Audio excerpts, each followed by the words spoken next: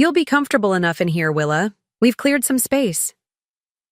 Derek gestured around the garage as if showing me a luxury suite, not a makeshift bedroom wedged between paint cans and gardening equipment. A thin fold-out cot with a single pillow and blanket sat in the corner. My new accommodations after 12 years of helping raise my granddaughter. The overhead fluorescent light flickered, casting harsh shadows across his face as he avoided my eyes. "It's just temporary until we figure things out," he added, already backing toward the door.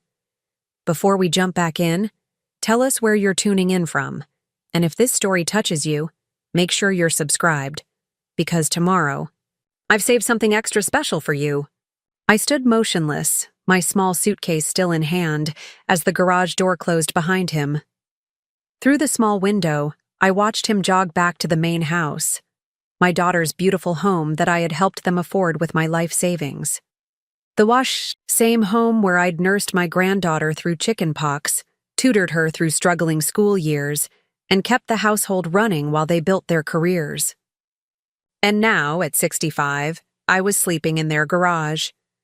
My name is Wilhelmina Thorne, Willa to everyone who knows me. For 40 years, I taught 5th grade at Oak Ridge Elementary, helping shape the minds of countless children who now have children of their own.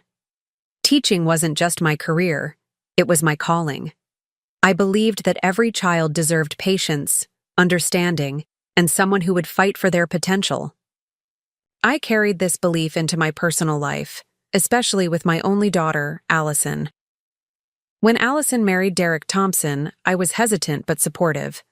He had ambition but seemed to measure success only in dollar signs and status symbols.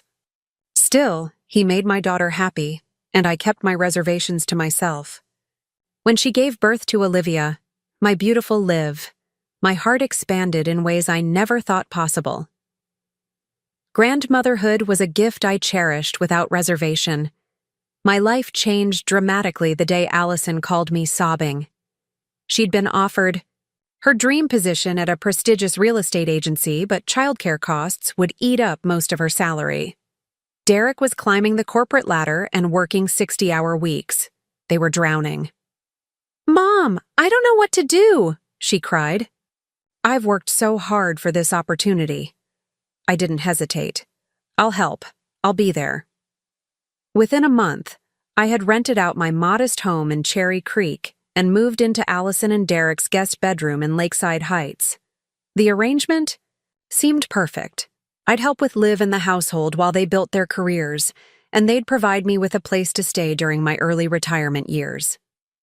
No one mentioned it was temporary. No one set an end date. For 12 years, I poured everything into that family. I was the one who packed Liv's lunches, helped with homework, drove her to soccer practice, and sat through piano recitals. I learned to cook Derek's favorite meals and kept the house running like clockwork, all while Allison and Derek built impressive careers, renovated their home, and took lavish vacations, sometimes leaving me with Liv for weeks at a time. I wasn't looking for gratitude. I did it out of love, believing that family supports family.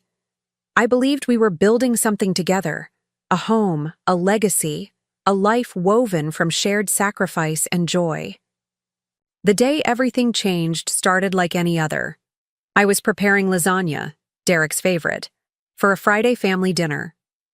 Liv, now 10 and growing more independent, was helping me chop vegetables for the salad. We were laughing about something that had happened at school when Derek and Allison came home early, their expressions guarded in a way that made my stomach tighten. "Mom," Allison said, her voice unnecessarily formal, "we need to talk after dinner."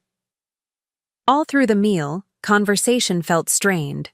Liv seemed to sense the tension, her usual chatter subdued. After she went upstairs to finish homework, Derek cleared his throat. "Willa, Allison, and I have been discussing our living situation," he began, not quite meeting my eyes. Allison jumped in. "Mom, you've been amazing with Liv all these years, and we're so grateful. But she's becoming more independent now, and we think, well, We think it's time for us to have our space back as a nuclear family." The words hung in the air like smoke, acrid and suffocating. "Oh," I managed, my fork frozen halfway to my mouth. "I see." "It's not that we don't appreciate everything you've done," Derek added quickly, his corporate diplomacy in full swing. "It's just that Liv is at an age where she needs to develop more independence, and frankly, the dynamic in the house feels unbalanced sometimes." Unbalanced. As if my presence, the woman who had given up her home, her independence, and dedicated over a decade to their family, was somehow tipping some invisible scale. "When would you like me to leave?" I asked, surprised by the steadiness in my voice when everything inside me was crumbling. They exchanged a quick glance. "Well, that's the thing," Allison said, fidgeting with her napkin. "The housing market in Cherry Creek has gotten so expensive since you left, and we know your pension only goes so far." Derek jumped in smoothly. "We've been thinking. The garage apartment, well, it's more of a storage area now. But we could clear some space. Make it comfortable for you. That way, you'd still be close to Liv, but we'd all have our own space." The garage. They wanted to move me to the garage like an old piece of furniture they weren't quite ready to dispose of, but didn't want displayed in the main house. "It would be temporary," Allison added hastily. "Just until you figure out your next steps." I sat there, the pasta now cold on my plate, as 12 years of sacrifice crystallized into this single, humiliating moment. They hadn't viewed me as building a life with them. I had always been a convenient solution, a live-in nanny they no longer needed. I should have argued. I should have reminded them of the $75,000 from my retirement savings that helped with their down payment on this house, money they had promised to repay, but never did. I should have pointed out that I had given up rental income from my own property to help them. Instead, I nodded silently, excused myself from the table, and walked to my room. No, their guest room, in a daze. That night, as I stared at the ceiling, I made a decision. I would not cause a scene. I would not make Liv witness an ugly confrontation. But I also would not be discarded like this without a plan. The next morning, as Derek and Allison slept in, as they always did on Saturdays, while I made breakfast for Liv, I called my younger sister, Barbara. "They did what?" Barb's voice cracked with indignation when I explained the situation. "The garage? After everything you've done? Willa, you need to stand up for yourself." "I know, Barb, I'm just processing." "Come stay with me," she said immediately. "The farmhouse is plenty big, and I could use the company." The offer was tempting. Barb's place in Pine Valley was beautiful, a renovated farmhouse with gardens that supplied her small but successful flower shop. But it was 2 hours away from Liv, and the thought of that distance made my heart ache. "Let me think about it," I said. "In the meantime, could you recommend a good attorney? I think I need to understand my options." There was surprise in Barb's voice. "An attorney?" "Well, yes. Linda Chen helped me with the paperwork when I bought the shop. She's sharp as a tack. But Willa, what are you thinking?" I wasn't entirely sure myself, but something had shifted inside me. Preparing and narrating this story took us a lot of time, so if you are enjoying it, subscribe to our channel. It means a lot to us. Now back to the story. I just need to know where I stand. I've given so much to this family, Barb. Financially, emotionally, practically. I need to know if I have any rights here. Within a week, I was moved into the garage apartment. Derek had cleared a path through the storage boxes and set up a fold-out cot, a small desk, and a floor lamp. The concrete floor was partially covered by an old area rug. The bathroom was technically functional, though the shower had been used to store gardening tools for so long that the drain was clogged with soil and debris. There was no kitchen, just a mini fridge and a microwave balanced on a plastic storage bin. "See? It's cozy," Derek said with forced enthusiasm. "And you'll still take meals with us in the main house, of course." Allison at least had the decency to look uncomfortable. "We'll work on making it nicer, Mom. Maybe some curtains." Liv stood in the doorway, her young face clouded with confusion. "Why is Grandma moving to the garage? Did she do something wrong?" "No, sweetie," Derek answered. "Before I could. Grandma just needs her own space now that you're getting bigger. It's like having her own little apartment." The words stung like salt in an open wound. A decade of devotion reframed as me somehow needing space from the family I had given everything to support. That night, lying on the thin cot and listening to the hum of the refrigerator and the occasional scurrying of what I suspected were mice, I made an appointment with Linda Chen. The attorney's office was in a smart brick building in downtown Lakeside Heights. Linda herself was a petite woman with keen eyes and a no-nonsense demeanor that immediately put me at ease. "Mrs. Thorne," she said after I'd explained my situation, "from what you've told me, you have several potential claims here. The money you contributed to their house purchase could be viewed as a loan or even an investment. The years of unpaid childcare and household management have significant value.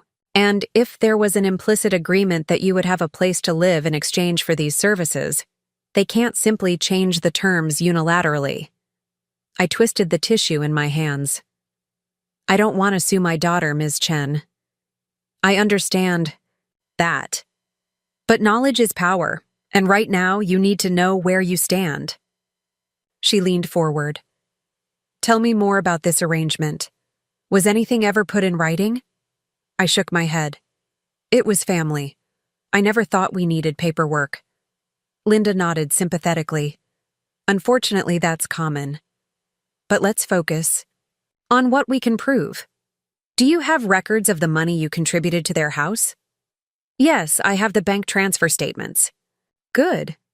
And would your daughter or son-in-law ever acknowledge in writing, say, in texts or emails, the childcare and household work you provided?"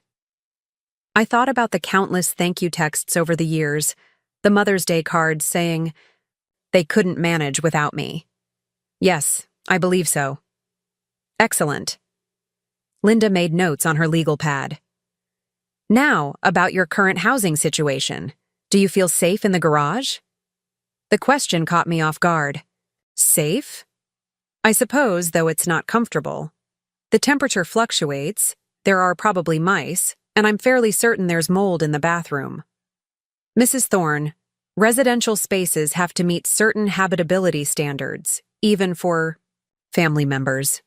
What they've provided you doesn't sound legal or safe." She set down her pen. "I'm not suggesting we go straight to litigation, but I do think a carefully worded letter from my office might help your family recognize the seriousness of your situation." I hesitated, the prospect of escalating matters filling me with dread. What would this do to my relationship with Allison? With Liv? Linda seemed to read my thoughts. "Consider this. By not addressing the situation properly, you're teaching your granddaughter that it's acceptable to discard people once they've served their purpose. Is that the lesson you want her to learn?" Her words hit me like a splash of cold water. I'd spent my life teaching children about respect, fairness, and standing up for themselves. Now, in my silence, I was teaching Liv the opposite. "Write the letter," I said quietly. "But please, be diplomatic. I want them to understand what they're doing, not just feel threatened." Linda nodded. "I'll draft something for your review. In the meantime, document everything: the condition of the garage, any conversations about your role in the family, any expenses you continue to cover. And if you have photos from over the years showing your involvement with your granddaughter, gather those too." As I left her office, I felt a strange mixture of dread and relief. For the first time in years, someone was advocating for me rather than the other way around. That evening, as I sat on my cot reviewing old photos on my tablet, Liv's first day of kindergarten, her ballet recital where I'd sewn her costume by hand, the summer I taught her to swim, Derek knocked on the garage door. "Willa, can I come in?" He entered without waiting for my response, looking around the garage with the slightly uncomfortable expression of someone confronting the consequences of their actions. "We're ordering pizza for dinner. Liv asked if you'd eat with us." He paused. "How are you settling in?" I set my tablet down. "It's an adjustment." He nodded, clearly not wanting to engage further. "Well, dinner's at 6. As he turned to leave, I found my voice. "Derek, do you remember when Liv had pneumonia in 2nd grade?" He paused, hand on the doorknob. "Vaguely. She was pretty sick. She was hospitalized for 3 days. You and Allison were both at that real estate conference in San Diego. I sat by her hospital bed for 72 hours straight. I helped her with the breathing treatments when she was terrified of the mask. I read her 14 books and watched every episode of that cartoon she loved." His shoulders stiffened. "What's your point, Willa?" "My point is that I've been more than just convenient help. I've been a parent to Liv when you and Allison couldn't be, and parents don't get relegated to garages when they become inconvenient." He turned, his expression hardening. "We appreciate everything you've done, but Allison and I need to establish clearer boundaries now. Liv is our daughter. Yes, she is, and I would never dispute that. But I'm also not just a live-in servant you can put away when you're done with my services." Something like guilt flickered across his face before he mastered it. "No one is saying that. This is just a transitional solution." "Transitioning? To what exactly? Have you and Allison considered what happens next for me? Where I'm supposed to go? How I'm supposed to support myself after giving 12 years to your family?" He cleared his throat. "You still have your pension. And your house in Cherry Creek, which has been rented at below market rate for 12 years because I didn't need the income while living here," I cut in. "The rent barely covers the property taxes and maintenance. And need I remind you of the money I contributed to this house? Money that was supposed to be repaid?" His expression closed off completely. "I think Allison and I have been more than generous, Willa. We've provided you with a place to live for over a decade. Food, utilities, family vacations. It hasn't been one-sided." The injustice of his framing made me momentarily speechless. When I found my voice again, it was steadier than I expected. "I'll see you at dinner, Derek. And please let Allison know I'd like to have a proper conversation about our arrangement soon. All 3 of us, with clarity and honesty." After he left, I sat trembling on my cot. It was the first time in years I had directly challenged Derek's narrative. The first time I had advocated for myself instead of smoothing things over. The feeling was terrifying, but also strangely exhilarating. The next morning, I woke early as usual. Despite being banished to the garage, I still maintained my routine of preparing breakfast for Liv before school. As I was scrambling eggs in the main house kitchen, Allison appeared, already dressed for work in a smart blazer and pencil skirt. "Mom, you don't have to keep making breakfast every day," she said, pouring herself coffee. "We can manage," I continued whisking. "I like doing it. Liv and I have our morning chats while she eats." Allison sighed. "That's part of the problem, Mom. You've inserted yourself so deeply into every routine that Liv relies on you for everything. Derek and I need space to parent our own child." I set down the whisk, turning to face her fully. "Inserted myself? Allison, you begged me to help you. You cried on the phone about not being able to take that job if you didn't have reliable childcare. I gave up my home, my independence, and my retirement plans to support your family. That wasn't insertion, that was sacrifice." She had the grace to look somewhat abashed. "I know, and we're grateful. But things change. Liv's needs change. Our family's needs change." "And what about my needs? Did you consider those before deciding I should sleep in a garage with mice and mold?" Her eyes widened. "Mice? Mom, if there are mice, we'll call an exterminator. And there's no mold." "There's black mold in the shower drain and around the small window. The temperature dropped to 58 degrees last night.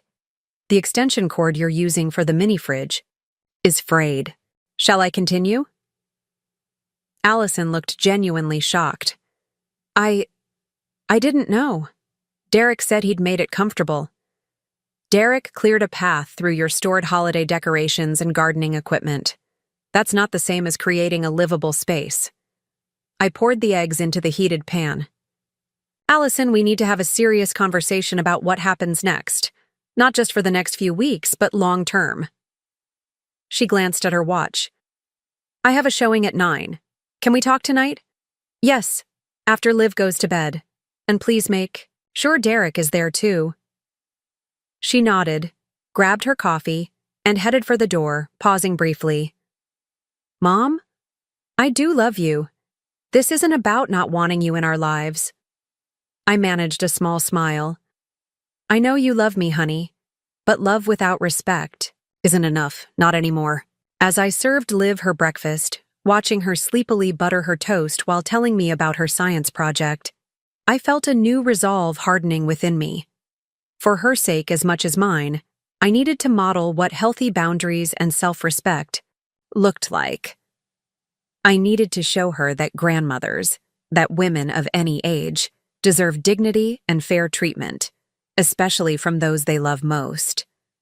Later that day, as I was tidying up my meager space in the garage, my phone chimed with an email from Linda Chen. The subject line read, Draft Letter for Review, Thompson Family Agreement. I sat on my cot and opened the attachment, my heart racing as I read the firm but fair language Linda had crafted. The letter outlined my contributions to the family, financial, practical, and emotional, and proposed several options for moving forward. It requested a formal acknowledgement of the money I had contributed to their house purchase, with a repayment plan. It detailed the market value of the childcare and household management I had provided.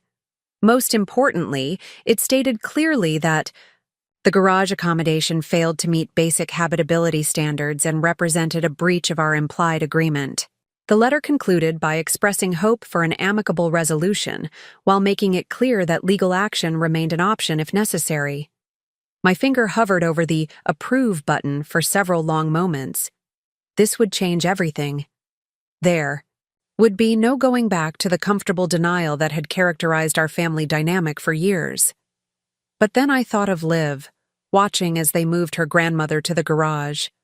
I thought of the lessons she would learn from this moment, about how we treat the elderly, about the value of care work, about standing up for oneself. I pressed Approve and set down my phone, exhaling slowly. Tonight's conversation with Allison and Derek would be difficult, but I was no longer approaching it from a position of weakness. I had options, I had rights, and most importantly, I had found my voice again. The garage door creaked open, startling me from my thoughts. Liv stood there, backpack still on, her expression troubled. "Grandma, why are you really out here?" she asked without preamble. I patted the space beside me on the cot. "Come sit, sweetheart." She dropped her backpack and sat, her small hand finding mine instinctively. "Your mom and dad felt it was time for some changes in our living arrangement," I said carefully. "But you took care of me my whole life," she said, her brow furrowed with the pure logic of childhood. "You help me with homework and make my lunches and know how to braid my hair the right way. Why would they make you live in the garage? Out of the mouths of babes, as they say." "Sometimes adults make decisions that aren't always fair," I said, choosing my words carefully. "But I want you to know that no matter where I sleep, I will always be your grandmother. I will always love you and be there for you." She leaned against me, her head on my shoulder. I told Dad it wasn't right. He said I should mind my own business. A flicker of anger ignited in my chest. "Did he now?" She nodded. "But you taught me that when something isn't right, we should speak up. That's what you always say at bedtime." I smiled, remembering our nightly ritual, a story, a life lesson, and a kiss on the forehead. How many such moments would I miss? Now that I'd been exiled to the garage? That's right, Liv. Speaking up is important. And so is being kind and fair to others, especially those who have cared for us. She looked up at me, her young face solemn. I'm going to speak up for you, Grandma. I hugged her close, my heart swelling with both pride and concern. Thank you, sweetheart, but this is something the adults need to work out. I don't want you to feel caught in the middle. As she left to start her homework, I reflected on the wisdom children often possess, a clarity unclouded by adult rationalizations and self-interest. Liv could see the fundamental unfairness of the situation, in a way her parents had become blind to. That evening, after a tense family dinner where Liv pointedly asked why I couldn't sit in my usual chair, instead of the folding chair brought in from the garage, I prepared for my conversation with Allison and Derek. I had changed into one of my better outfits, a simple blue dress I'd worn to parent-teacher conferences for decades, and applied a touch of lipstick. Small armor, perhaps, but it helped me feel more like Teacher Willa than displaced mother-in-law Willa. At precisely 9 o'clock, after Liv had been tucked in, I knocked on the door of the main house.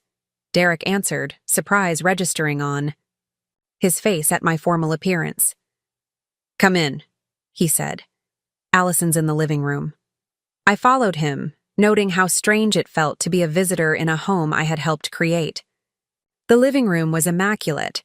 I had vacuumed it just yesterday morning, arranged the throw pillows, and watered the plants.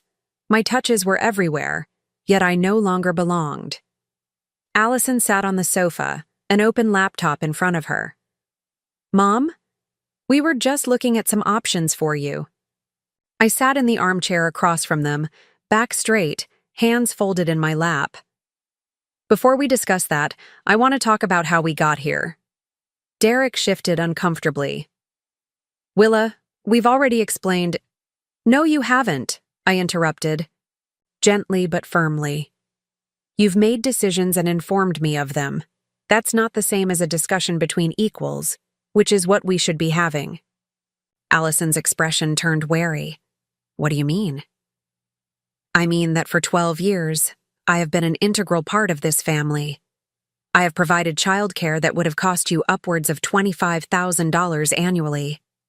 I have managed this household, prepared meals, handled Liv's educational support, and been on call 24/7. I contributed $75,000 to the purchase of this house, money that was supposed to be repaid but never was. And in return, I'm now sleeping in a garage that isn't legally habitable. They exchanged glances, clearly taken aback by my directness. Mom, we appreciate everything you've done, Allison began, falling back on the familiar refrain. Appreciation would be shown through actions, not words, I replied. And your actions tell a different story. Derek leaned forward, his business negotiation face slipping into place.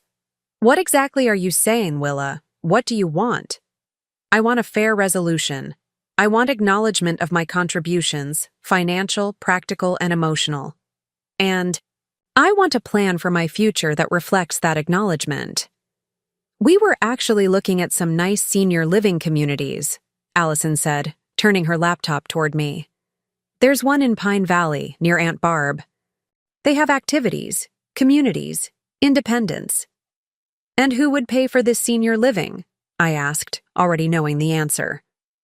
Well, you have your pension, Derek said. And if you sold your house in Cherry Creek, the house that has been rented at below market rates because I was living here helping your family? I shook my head. That house represents my only financial security, and my pension barely covers basic living expenses, as you well know. Allison's expression hardened slightly. Mom, what exactly are you expecting from us? I took a deep breath. I expect to be treated with dignity. I expect the money that was contributed to this house to be repaid, as was originally agreed. And I expect some recognition of the services I've provided this family for over a decade. Derek's business smile disappeared entirely. Are you threatening us, Willa? I'm being clear about my expectations. There's a difference. A tense silence filled the room. Finally, Allison spoke, her voice tight.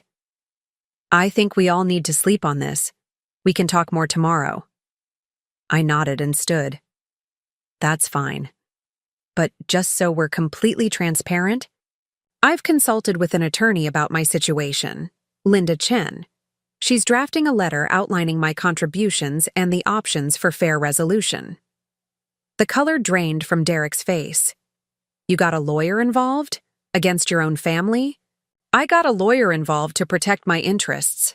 Since it became clear no one else in this family was going to do so, I corrected gently. The letter should arrive tomorrow. I hope we can resolve this amicably, for Liv's sake if nothing else.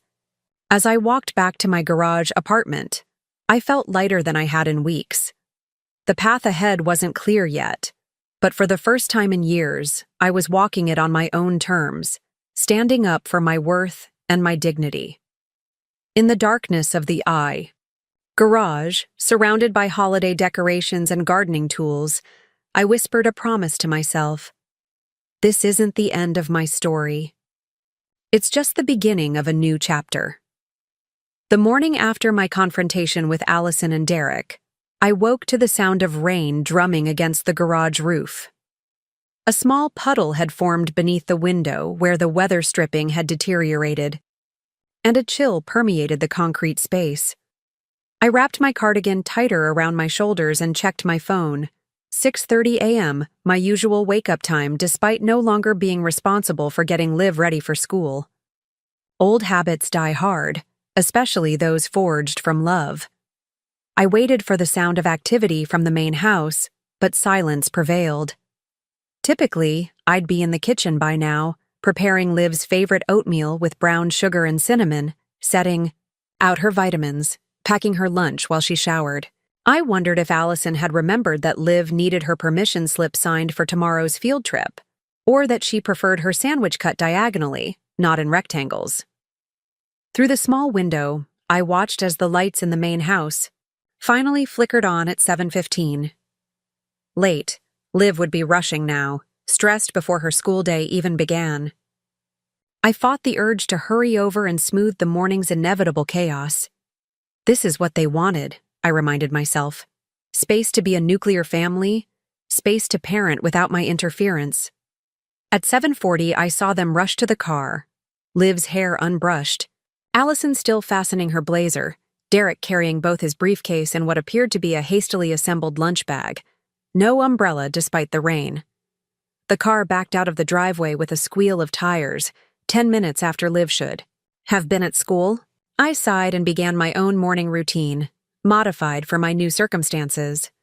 The garage had no shower facilities, so I had been using the bathroom in the main house during their absence. I grabbed my toiletry bag and headed over, using the spare key I still possessed. The kitchen was a disaster, cereal bowls half filled with milk, a pot of burned oatmeal crusted to the stove, coffee spilled across the counter. I stood for a moment, torn between my ingrained habit of cleaning up and my new resolution to let them experience the consequences of their decision. Let it be, Willa, I told myself. This isn't your responsibility anymore. After a quick shower and change of clothes, I returned to the garage to wait for Linda's letter to arrive. Around noon, my phone chimed with a text from Derek. A legal letter was delivered to my office this morning. Is this really how you want to handle things? We're family. I took a deep breath before responding. Family treats each other with respect and fairness. I'm open to discussion once you and Allison have read the letter thoroughly. No response came, but I hadn't expected one. Derek had always retreated when confronted directly, preferring to regroup and strategize rather than engage in the moment. At 3:30, I walked the 4 blocks to Liv's bus stop.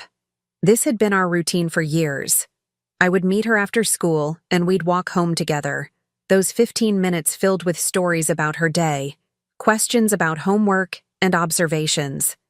About the neighborhood. Though I'd been told my childcare services were no longer needed, no one had explicitly said I couldn't meet her bus. When the yellow school bus pulled up, Liv was one of the last children off, her face brightening when she spotted me. "Grandma." She ran to me, wrapping her arms around my waist. "You came." "Of course I did, sweetheart. How was school?" As we walked, she told me about her science project on ecosystems, the playground drama between two friends, and how her teacher had praised her book report, Normalcy in the Midst of Upheaval. "Mom was really mad this morning," she confided, kicking at a stone on the sidewalk. "She couldn't find my permission slip, and Dad burned the oatmeal." "Mornings can be hectic," I said neutrally. "You always had everything ready," she said, looking up at me with clear eyes. "Mom said we have to adjust to a new routine now, but I don't understand why we need a new routine at all." Before I could formulate a response that wouldn't undermine her parents, she added, "Tyler from my class said when his grandma got old, they put her in a special home with other old people. Is that what's going to happen to you?" The innocent question knocked the wind out of me. "Who said anything about that?" "I heard Mom and Dad talking last night after you went back to the garage. Dad said something about senior options and—" Mom was looking at websites. We had reached the driveway of the house and I stopped, kneeling to look Liv in the eye. "Liv, listen to me. I'm not going anywhere far away unless I choose to. And whatever happens, you and I will always be close. You're my girl, and nothing changes that." She nodded solemnly. "Promise?" "I promise." I stood up, wincing slightly as my knees protested. "Now, let's get you inside and started on that homework." "But you don't live inside anymore," she said, the simple truth landing like a blow. "I'm still allowed to visit," I said with a smile I didn't entirely feel. "Come on, I'll help you with those ecosystem diagrams." As we approached the front door, it swung open to reveal Allison, still in her work clothes, her expression a complex mixture of surprise and irritation. "Mom, what are you doing? I was about to leave to pick up Liv from the bus." "No need." I walked down to meet her like always. Liv hurried past her mother into the house, dropping her backpack in the entryway. A habit I'd tried unsuccessfully to break for years. "We agreed that Derek and I would handle Liv's schedule from now on," Allison said, lowering her voice. "Did we? I don't recall an explicit conversation about the bus stop." I kept my tone light, conversational. Besides, I was already out for a walk, and it seemed silly not to meet her. Allison's jaw tightened. "Mom, we got the letter from your attorney this morning." "Good. Then you understand my position." "I understand that you've chosen to make this adversarial instead of working it out within the family." I gazed steadily at my daughter, this woman I had raised, then helped raise her child, sacrificing my own plans and comforts for the well-being of her family. "I chose to advocate for myself when it became clear you and Derek wouldn't. There's a difference." Behind her, Liv appeared, in the hallway, watching our exchange with the hypervigilance of children who sense conflict. "Can Grandma help me with my science project?" she asked. She knows all about ecosystems from her teaching days. Allison hesitated, clearly torn between her frustration with me and her desire not to upset Liv. "Fine," she conceded. "But dinner's at 6, and afterward, we need to talk, Mom." I nodded and followed Liv to the dining room table where she spread out her school supplies. For the next hour, I helped her create a diagram of a forest ecosystem, complete with producers, consumers, and decomposers. The familiar rhythm of teaching, asking leading questions, offering encouragement, watching understanding dawn, provided a welcome respite from the tension with Allison. At 6 o'clock, Derek arrived home, his expression darkening when he saw me at the table with Liv. He disappeared into the kitchen where Allison was preparing dinner, and I could hear their hushed, intense conversation, though not the specific words. Dinner was a stilted affair. Derek spoke mainly to Liv, asking about her day and her project.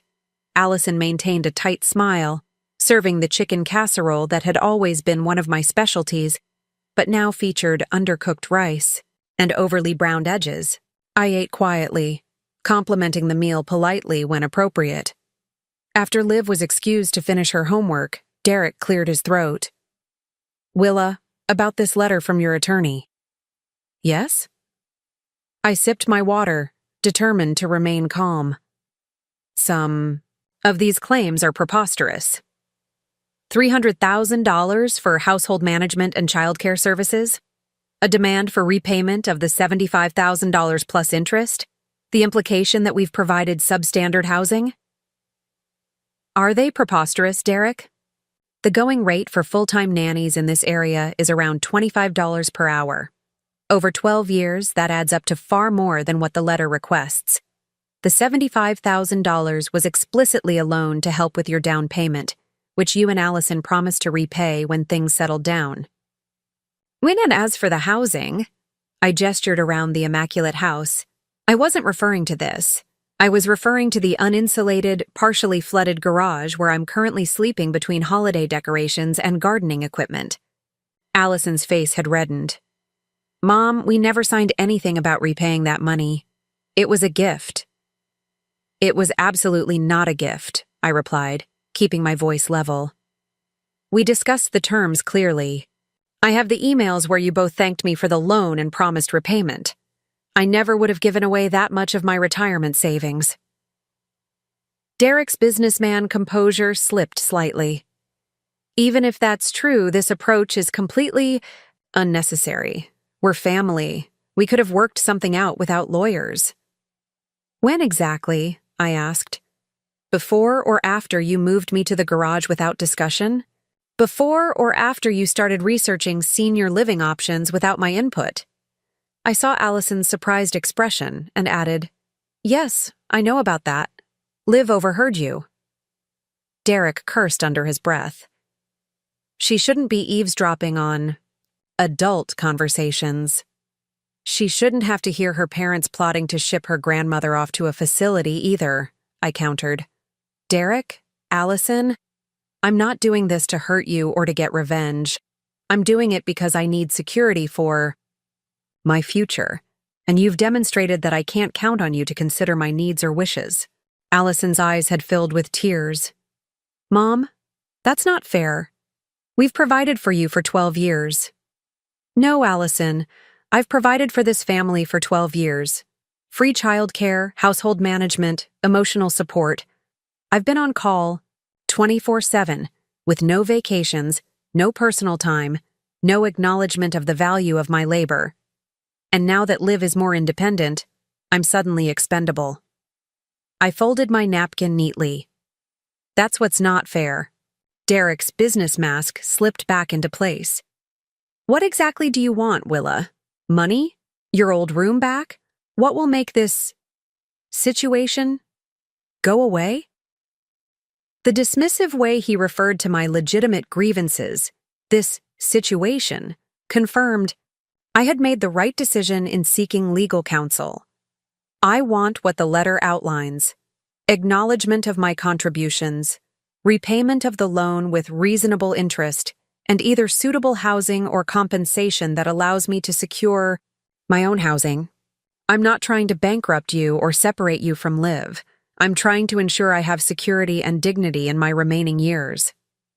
Derek exchanged a glance with Allison. "We'll need to discuss this privately." I stood from the table. "Of course. I'll say goodnight to Liv before I go back to the garage." As I passed through the living room where Liv was working, she looked up from her homework. "Are you and Mom and Dad fighting?" I sat beside her on the sofa. "We're having a disagreement about grown-up things, but I want you to know that all of us love you very much, and nothing will change that." She leaned against me. "I don't want you to go away, Grandma." "I know, sweetheart." I kissed the top of her head. "Whatever happens, you and I will always have our special bond. Now, finish that homework and get ready for bed. I'll see you tomorrow." As I walked back to the garage through the light rain, I felt both drained and strangely empowered. For years, I had avoided conflict, smoothed over disagreements, put everyone else's needs before my own. Now, for perhaps the first time since Robert died 15 years ago, I was standing up for myself, demanding the respect and consideration I deserved. Back in the garage, I called Barbara to update her. "They got the letter?" she asked immediately. "This morning, Derek's nose is out of joint that I involved an attorney, and Allison's feelings are hurt. But they're actually talking about my needs now instead of just dismissing them." "Good. It's about time they consider someone besides themselves." Barb had never quite warmed to Derek, sensing his self-interest from the beginning. "How are you holding up in that garage?" The offer to come stay with me still stands. "I know, and I appreciate it. But I need to see this through, Barb. If I leave now, they'll rewrite the narrative. Poor Mom, overreacting and running away instead of discussing things like adults. Well, you're stronger than I am. I'd have told them where to stick their gardening tools the moment they suggested the garage." I laughed, the sound echoing oddly in the cavernous space. "That's why I always had to bail you out of trouble growing up." After hanging up, I prepared for bed as best I could in the limited facilities. The temperature had dropped again, and the thin blanket provided little warmth. I layered on 2 sweaters, grateful I had packed practical clothing rather than just the neat outfits I typically wore around the house. Sleep eluded me as I lay on the uncomfortable cot, listening to the rain intensify outside and considering my options. Linda had outlined several potential paths forward in her letter. The most aggressive would involve a lawsuit for elder financial abuse and breach of contract, seeking not just the return of my loan but substantial damages for unpaid services. I had no appetite for such a contentious approach, however legally sound it might be. The option I preferred was a structured agreement. Repayment of the loan over time, acknowledgement of my contributions to the family, and either proper housing within their home or financial support for independent living, with regular visitation rights to live. Around midnight, a soft knock came at the garage door. I sat up, switching on the floor lamp, and called out, "Yes?" The door opened to reveal Allison, wrapped in her bathrobe, her feet bare despite the cold concrete floor. "Mom? Can we talk?" I shifted to make space on the cot. "Of course." She sat beside me, looking around the garage with fresh eyes, seeing, perhaps for the first time, the reality of the space where she had relegated her mother. The temperature had dropped enough that her breath formed small clouds in the air. "It's freezing in here," she said, hugging herself. "Yes, the insulation is minimal and there's no proper heating." She was quiet for a moment, then said, "I didn't really look at this space before we decided. Derek said he'd make it comfortable." Derek's idea of comfortable and mine apparently differ significantly. She nodded slowly. "Mom, I need to ask you something, and I need you to be honest. Do you really think Derek and I would take advantage of you? After everything we've been through as a family?" I considered my answer carefully. "I don't think you consciously set out to exploit me, no. But I do think you both became accustomed to the conveniences I provided. And when those conveniences became less necessary, you found it easier to distance yourselves from me than to reconfigure our relationship in a way that respected my contributions and needs." She winced at the bluntness of my assessment but didn't argue. "The attorney's letter said you contributed $75,000 to our down payment. Was that really meant as a loan?" "Yes, Allison. We discussed it explicitly. You and Derek were struggling to qualify for the mortgage amount you needed. I offered to help with the understanding that you would repay me when your careers were more established." "I honestly don't remember it that way," she said, but her expression betrayed uncertainty. "Why didn't you ever bring it up before now?" "Because you were building your careers, starting a family. Because I was living here and didn't need the money immediately. Because I trusted that when the time came, you would honor our agreement." I looked around the garage. I didn't anticipate the time coming quite like this. Allison stared at her hands. "I talked to Derek after dinner. He admitted he remembers something about repayment, but he thought it was just conversation, not a firm plan." It was a firm plan, Allison. I would never have given away nearly half of my liquid retirement savings without expectation of repayment. She nodded slowly. And the childcare and household management figures in the letter are actually quite conservative compared to market rates. I checked before authorizing Linda to include them. Silence fell between us, punctuated only by the sound of rain hitting the garage roof and the occasional car passing on the wet street outside. Finally, Allison spoke, her voice small. I think I've been unfair to you, Mom. I've taken your help for granted. We both have. It was an admission I had been waiting years to hear, but it brought no triumph, only a sad vindication. I appreciate you saying that, I replied gently. What do you want to happen now? She asked. Do you want to move back into the house? I considered the question. I want a living situation that affords me dignity and comfort. I want acknowledgement of my contributions, financial and otherwise. And I want a relationship with you, Derek, and especially live that isn't predicated on how useful I can be. She nodded, wiping away a tear. Those sound like reasonable wants. They are reasonable. That's part of why the garage situation was so hurtful. It suggested that you and Derek no longer considered me worthy of even basic comfort and respect. She looked around again, seeing the cot, the precarious stack of storage bins serving as a nightstand, the extension cord running across the floor to power the mini fridge and lamp. You're right. This isn't acceptable. I wouldn't put a houseguest here, let alone my mother. She stood up. Pack your things. You're moving back inside tonight. I shook my head. No, Allison. Not tonight, and not without a real plan. A moment of guilt or pity isn't enough to rebuild what's been broken. I need to know that you and Derek have really thought through what a fair arrangement looks like going forward. Her face fell. You don't trust me. I trust that you're sincere right now, but I need more than an emotional midnight decision. I need a thoughtful, considered plan that respects everyone's needs and boundaries. She was quiet for a moment, then nodded. That's fair. Derek and I will talk tomorrow and come up with something concrete. But at least let me bring you some more blankets. It's freezing in here.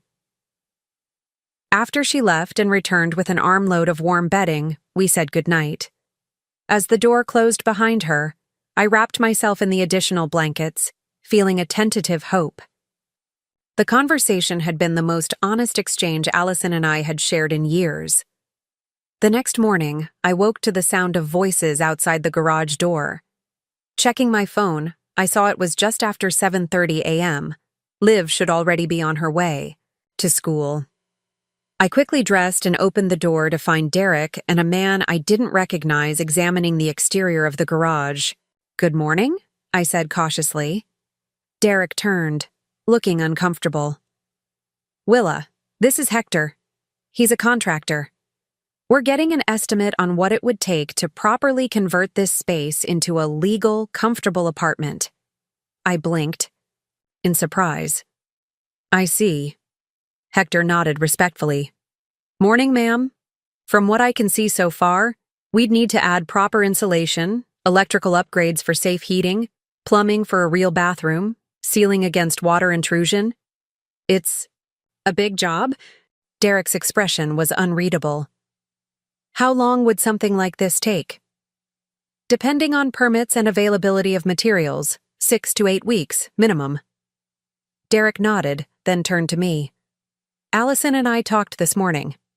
We'd like you to move back into the guest room while we get this properly sorted out. I studied his face, looking for signs of resentment or manipulation, but saw only resigned acceptance. That's very thoughtful. It's not thoughtful. It's basic decency, which we should have demonstrated from the start. He ran a hand through his hair, a nervous habit I recognized from years of observing him. Willa, about the loan. I reviewed our old emails last night. You're right. We did explicitly discuss repayment. I chose to reframe it in my mind as a gift because it was easier than acknowledging another debt.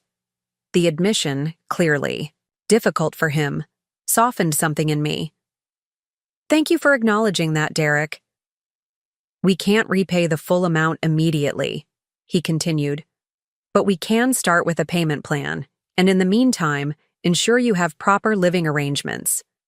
That sounds reasonable, I said cautiously, still wary of sudden capitulation. There's something else. He glanced at Hector, who had wandered a few feet away to examine the garage foundation. Allison told me about your conversation last night. About feeling unvalued after everything you've done for our family. I waited, not making it easier for him. She was right, and you were right. We've taken advantage of your generosity and love for Liv. When things got more financially comfortable for us, we should have revisited our arrangement, compensated you properly, ensured you had your own security. Instead, we just continued accepting everything you gave. The admission, clearly painful for his pride, seemed genuine. What changed? I asked. Why the sudden insight? He gave a rueful smile. Honestly, two things. First, when I actually read the attorney's letter and saw the market value of what you've provided laid out in black and white, it was a wake-up call. And second, Liv came to me this morning before school and said, Dad, Grandma taught me that we have to fix our mistakes, not just say sorry. Out of the mouths of babes, right? Despite everything, I felt a swell of pride that Liv had absorbed those lessons about accountability. So what happens now? I asked. Now, you pack up your things and move back into the house while we work out a proper, written agreement, one that acknowledges your past contributions and establishes fair terms going forward. I nodded slowly. And Linda Chen? Because I'm not willing to proceed without legal guidance, Derek. Not anymore. He winced but nodded. That's your right. We'll work with her to draft something that protects everyone's interests. As I gathered my few belongings from the garage, I reflected on how quickly the situation had shifted. Just days ago, I had been silently accepting my banishment. Now, I was negotiating terms from a position of strength and self-advocacy. By mid-morning, I was resettled in the guest room. My room, as it had been for 12 years before the garage episode. The familiar comfort of a proper bed, an attached bathroom, and adequate heating felt like luxuries after my brief exile. Allison had taken the day off work, an unusual occurrence that signaled the seriousness with which she was now taking our situation. She knocked on my door around 11, carrying a tray with tea and scones, my favorite morning treat which I had often prepared for her. Mom, may I come in? I gestured to the small sitting area in the corner of the room. Of course. She set down the tray and sat across from me, her hands fidgeting in her lap. I called Linda Chen's office this morning. My eyebrows rose in surprise. Did you? Yes. I asked if we could schedule a mediation session, all of us, including you and your attorney, to work out a fair agreement that acknowledges everything you've done and ensures your future security. The initiative she had taken impressed me. That's a constructive approach, Allison. I also asked about the legal requirements for a proper in-law suite, if that's something you might want. She hesitated. I know we've damaged your trust, and you might prefer to live independently now. But if you did want to stay close to Liv, we could convert the garage properly, or even look at adding an extension to the house. I considered the offer. I'm not sure yet what arrangement would work best long-term, but I appreciate you considering options that would keep me close to Liv. She nodded, her eyes filling with tears. I'm so sorry, Mom. When I think about you sleeping in that cold garage after everything you've done for us. She broke off, covering her face with her hands. I reached across and took her hand. Allison, what hurt most wasn't the physical discomfort. It was the clear message that my presence was no longer valued or desired, except in the most limited terms. That's not true, she protested, though weakly. Perhaps not consciously. But actions speak louder than words, and the action of moving me to the garage while you researched senior living facilities sent a very clear message. She winced. When you put it that way, it sounds awful. It felt awful, I said simply. 12 years of devotion to this family, and the return was exile to a space you wouldn't put a house guest. The blunt assessment made her flinch, but she didn't argue. What can we do to make it right? I sipped my tea, considering the question. We start with honesty and respect. We acknowledge what's happened and create a plan going forward that honors everyone's needs and contributions.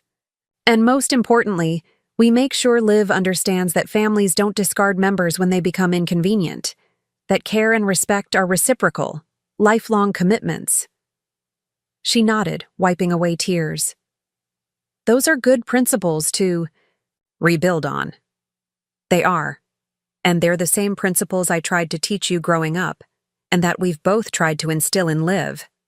A small smile broke through her tears. She's the one who really called us out, you know. This morning, she asked Derek why we thought it was okay to treat you like old furniture we didn't want anymore, but were too lazy to throw away. Her words, not mine. Despite everything, I laughed. She's perceptive, and not afraid to speak uncomfortable truths.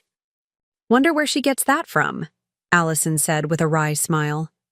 The moment of connection felt like the first delicate shoot breaking through soil after a long winter, fragile, but alive with possibility.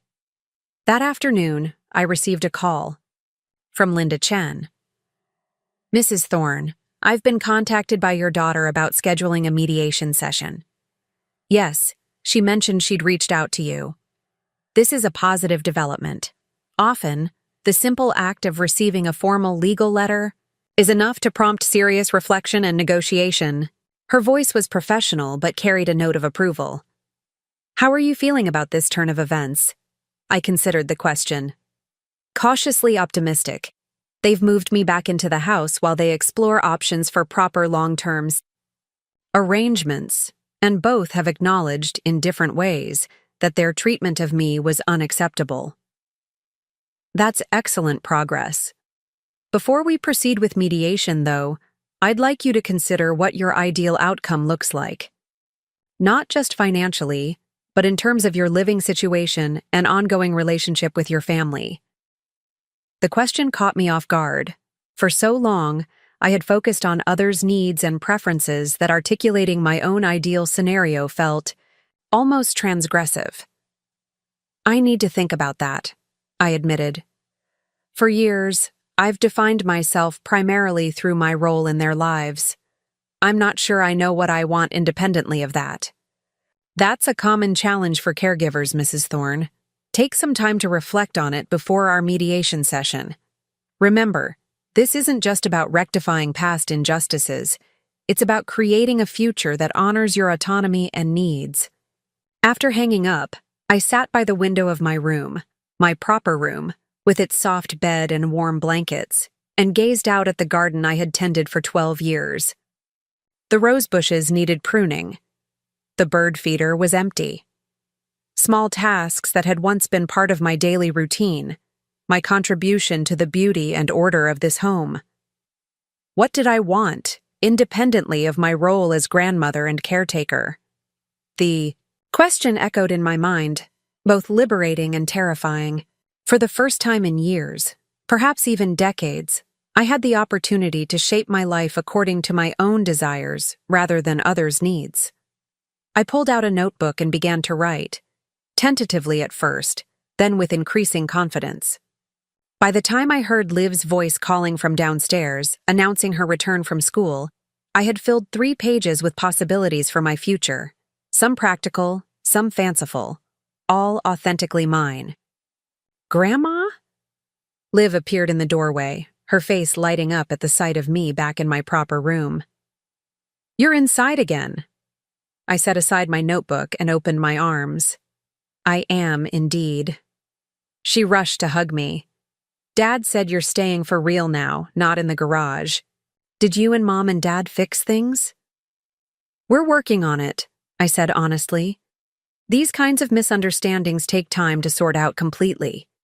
She nodded sagely. Like when Casey and I had that big fight last year, and it took all semester to be real friends again. Exactly like that. But the important thing is that we're all trying our best to understand each other and make things right.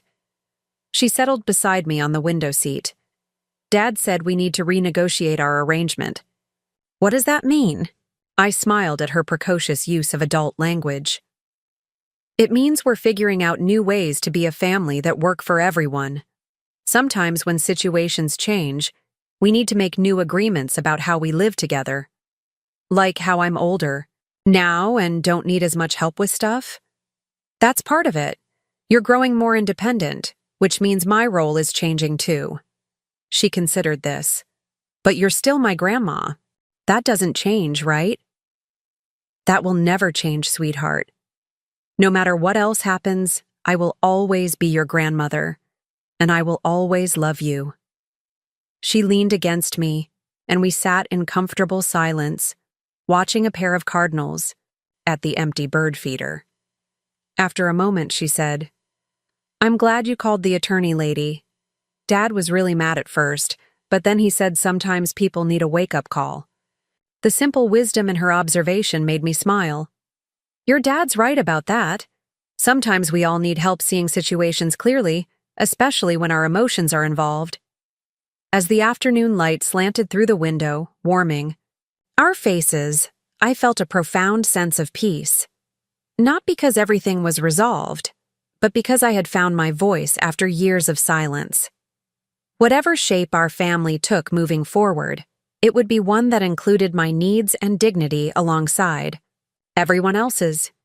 The garage episode, painful as it had been, had ultimately given me something invaluable: the courage to advocate for myself, to demand the respect I deserved, and to shape my future according to my own wishes.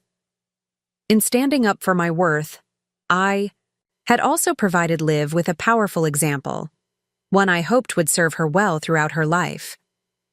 As we sat together watching the birds, I realized that this wasn't just about securing proper housing or financial compensation. It was about reclaiming my identity beyond the roles of mother and grandmother. It was about demonstrating to Liv, and to myself, that women of any age deserve dignity, respect, and the space to define their own lives. The path ahead might not be smooth, but for the first time in years, I was walking it on my own terms, with my head held high and my voice clear and strong. The woman who had taught generations of children to stand up for themselves had finally learned to stand up for herself. And that, perhaps, was the most valuable lesson of all.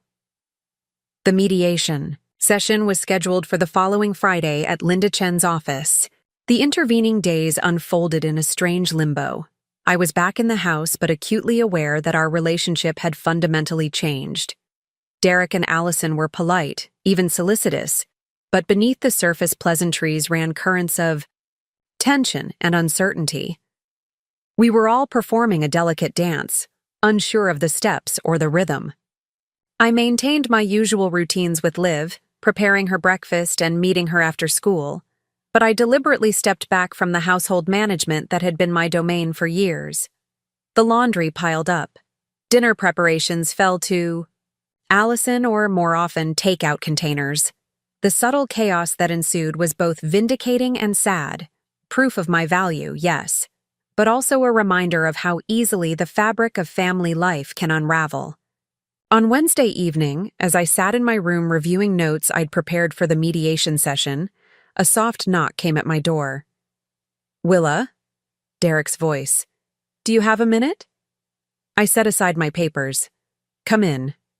He entered, looking uncharacteristically uncertain.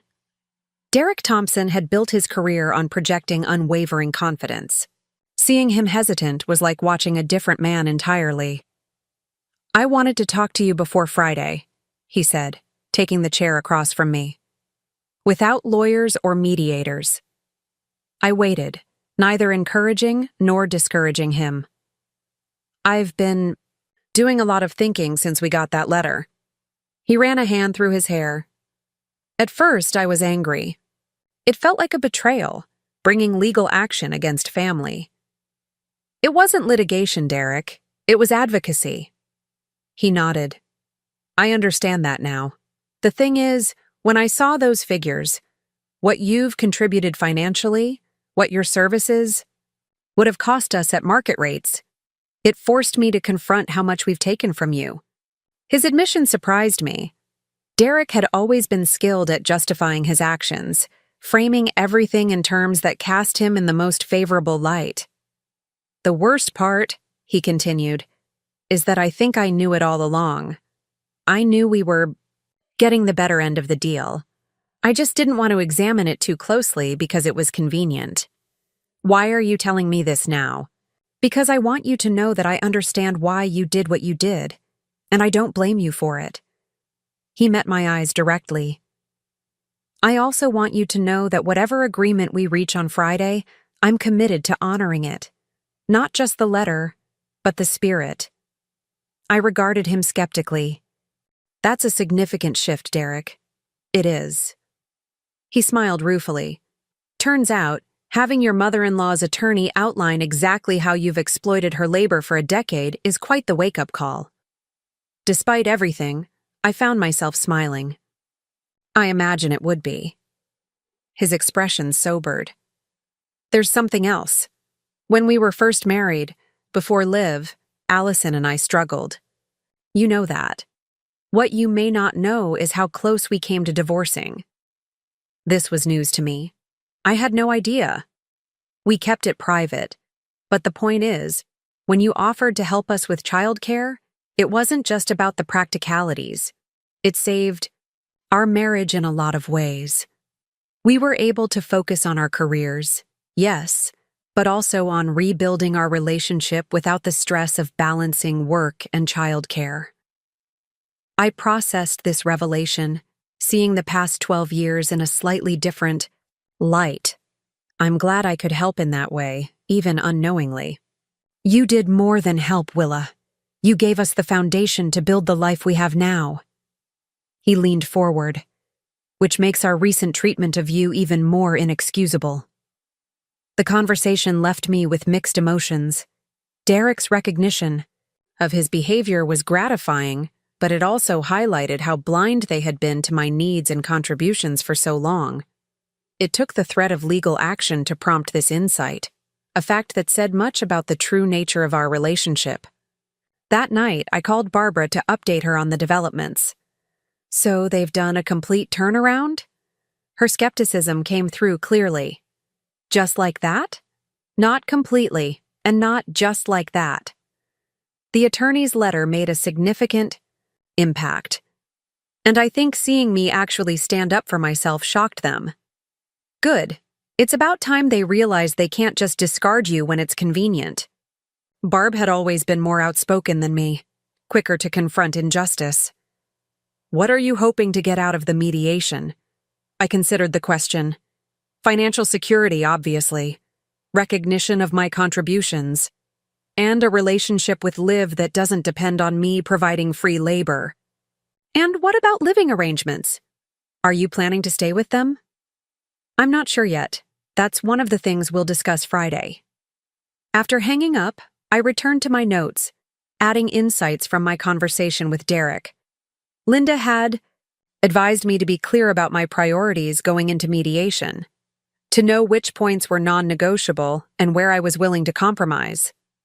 The financial aspects were straightforward: repayment of the loan with reasonable interest and compensation for years of childcare and household management. But the living arrangements and ongoing relationship were more complex. Did I want to remain in this house, in a properly converted space? Did I want my own place nearby? Or did I want to start fresh somewhere else entirely, perhaps near Barbara in Pine Valley? Each option had merits and drawbacks. Staying meant proximity to Liv, but also the risk of falling back into old patterns. Moving nearby would provide independence while maintaining regular contact. Moving to Pine Valley would mean distance from Liv, but the support of my sister and a fresh start in a community where I could define myself beyond my role as grandmother. The question that kept surfacing was, who am I outside of this family? Who could I be if I prioritized my own desires? After decades of prioritizing others? Friday morning dawned clear and crisp. I dressed with care in a navy suit I had worn to parent-teacher conferences, professional but not severe. As I applied a touch of lipstick, I studied my reflection in the mirror. The woman looking back at me had changed in subtle but significant ways over the past weeks. There was a clarity in her eyes, a firmness around her mouth. She looked like someone who knew her own worth. Derek and Allison were waiting downstairs, both dressed as if for important business meetings. The drive to Linda's office was quiet, each of us lost in our own thoughts. As we passed familiar landmarks, the park where I had pushed Liv on swings, the library where we'd spent rainy afternoons, I felt a pang of nostalgia mingled with determination. Whatever happened today would shape the next chapter of all our lives. Linda Chen's office occupied the third floor of a handsome brick building downtown. Her assistant showed us into a conference room where Linda was already waiting, along with another attorney I presumed was representing Derek and Allison.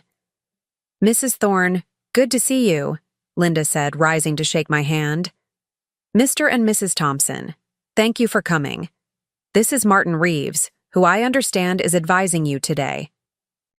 We exchanged pleasantries and took our seats around the polished conference table. The formality of the setting emphasized the gravity of what we were undertaking, transforming unspoken family dynamics into explicit legal agreements. "Before we begin," Linda said, "I want to clarify that our goal today is to reach an amicable resolution that acknowledges past contributions and establishes fair terms moving forward. This isn't adversarial. It's about creating clarity and fairness for everyone." Martin Reeves nodded. "My clients share that goal. They've expressed a sincere desire to address Mrs. Thorne's concerns and establish a more equitable arrangement." Linda opened a folder. "Excellent. Let's start with the financial aspects, which are the most straightforward. Mrs. Thorne contributed $75,000 toward the down payment on the Thompsons' home, with the understanding that this was a loan to be repaid. We have documentation confirming this understanding, including emails referencing repayment." Martin glanced at Derek and Allison. "My clients acknowledge this loan and are prepared to repay it with reasonable interest. We propose a payment plan of $500 monthly until the full amount plus 3% annual interest is satisfied." I raised an eyebrow at the relatively low monthly payment, but before I could speak, Linda interjected. "Given the timeline, 12 years, without any repayment, and the financial position of the Thompsons, we would expect a more substantial monthly amount. Perhaps $3,000, with a reasonable down payment to acknowledge the extended delay." Derek leaned forward. "We can do $2,500 monthly with a $10,000 initial payment next week." Linda looked to me for approval. I nodded, and she made a note. "Next, the matter of compensation for services rendered," she continued. "Mrs. Thorne has provided full-time childcare, household management, and other support services for 12 years. The market value of these services is substantial." Martin cleared his throat. "My clients recognize the significant value Mrs. Thorne has provided. However, they note that she received room and board during this period, which offsets some of the value." I felt a flare of indignation, but Linda was already responding. "Basic room and board hardly compensates for what amounts to a full-time, live-in nanny, housekeeper, and cook. The fair market value of Mrs. Thorne's services, even after accounting for room and board, exceeds $300,000. We're willing to accept $200,000 in recognition of the family relationship, payable in installments if necessary." Derek and Allison exchanged glances. "That's a significant amount," Derek said carefully. "It's actually quite reasonable," Linda countered. "If you had hired these services professionally, you would have paid substantially more. Mrs. That would be wonderful," I agreed. "She can have her own key to use on our scheduled days." The process of separating my belongings from the Thompsons' household revealed how thoroughly our lives had intertwined over the years. Kitchen gadgets I had purchased for making Liv's favorite foods, books we had read together, photo albums documenting family vacations. Each item required a decision: keep, leave, store. Liv observed these preparations with a mixture of curiosity and concern. One afternoon, as I was sorting through a box of teaching materials I had used to help with her early reading, she perched on the edge of my bed. "Grandma, are you sure you want to leave? Dad said they could make the garage really nice for you." I set aside the phonics cards and sat beside her. "The garage apartment would have been lovely, sweetheart, but I think it's time for me to have my own space again, just like you'll want your own space when you grow up." She considered this. "But you'll still see me, right? Like, a lot?" "Absolutely. We have our schedule all worked out. Sunday dinners, Wednesday afternoons, and I'll be at all your performances and games. Plus, you can call me anytime you want." I brushed a strand of hair from her face. "And you'll have your own key to my apartment to use on our days together." This detail pleased her enormously. "My own key? Really? Really? You're old enough for that responsibility." Her chest puffed with pride. "I won't lose it. I promise." As my moving day approached, I found myself reflecting on the strange journey that had led to this moment.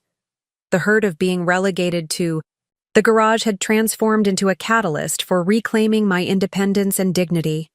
The legal confrontation, painful as it was, had cleared the air and created a framework for honest relationship. What had begun as rejection had become, improbably, a doorway to a new chapter. The night before I moved, Derek knocked on my bedroom door. "Got a minute, Willa?" I waved him in, curious about what prompted this final private conversation. "I wanted to give you something," he said, holding out an envelope. "It's not part of our agreement. It's something else." I opened the envelope to find a certificate for a series of art classes at the community college near my new apartment. I looked at him questioningly. "I remember you mentioning once, years ago, that you'd always wanted to learn to paint," he explained.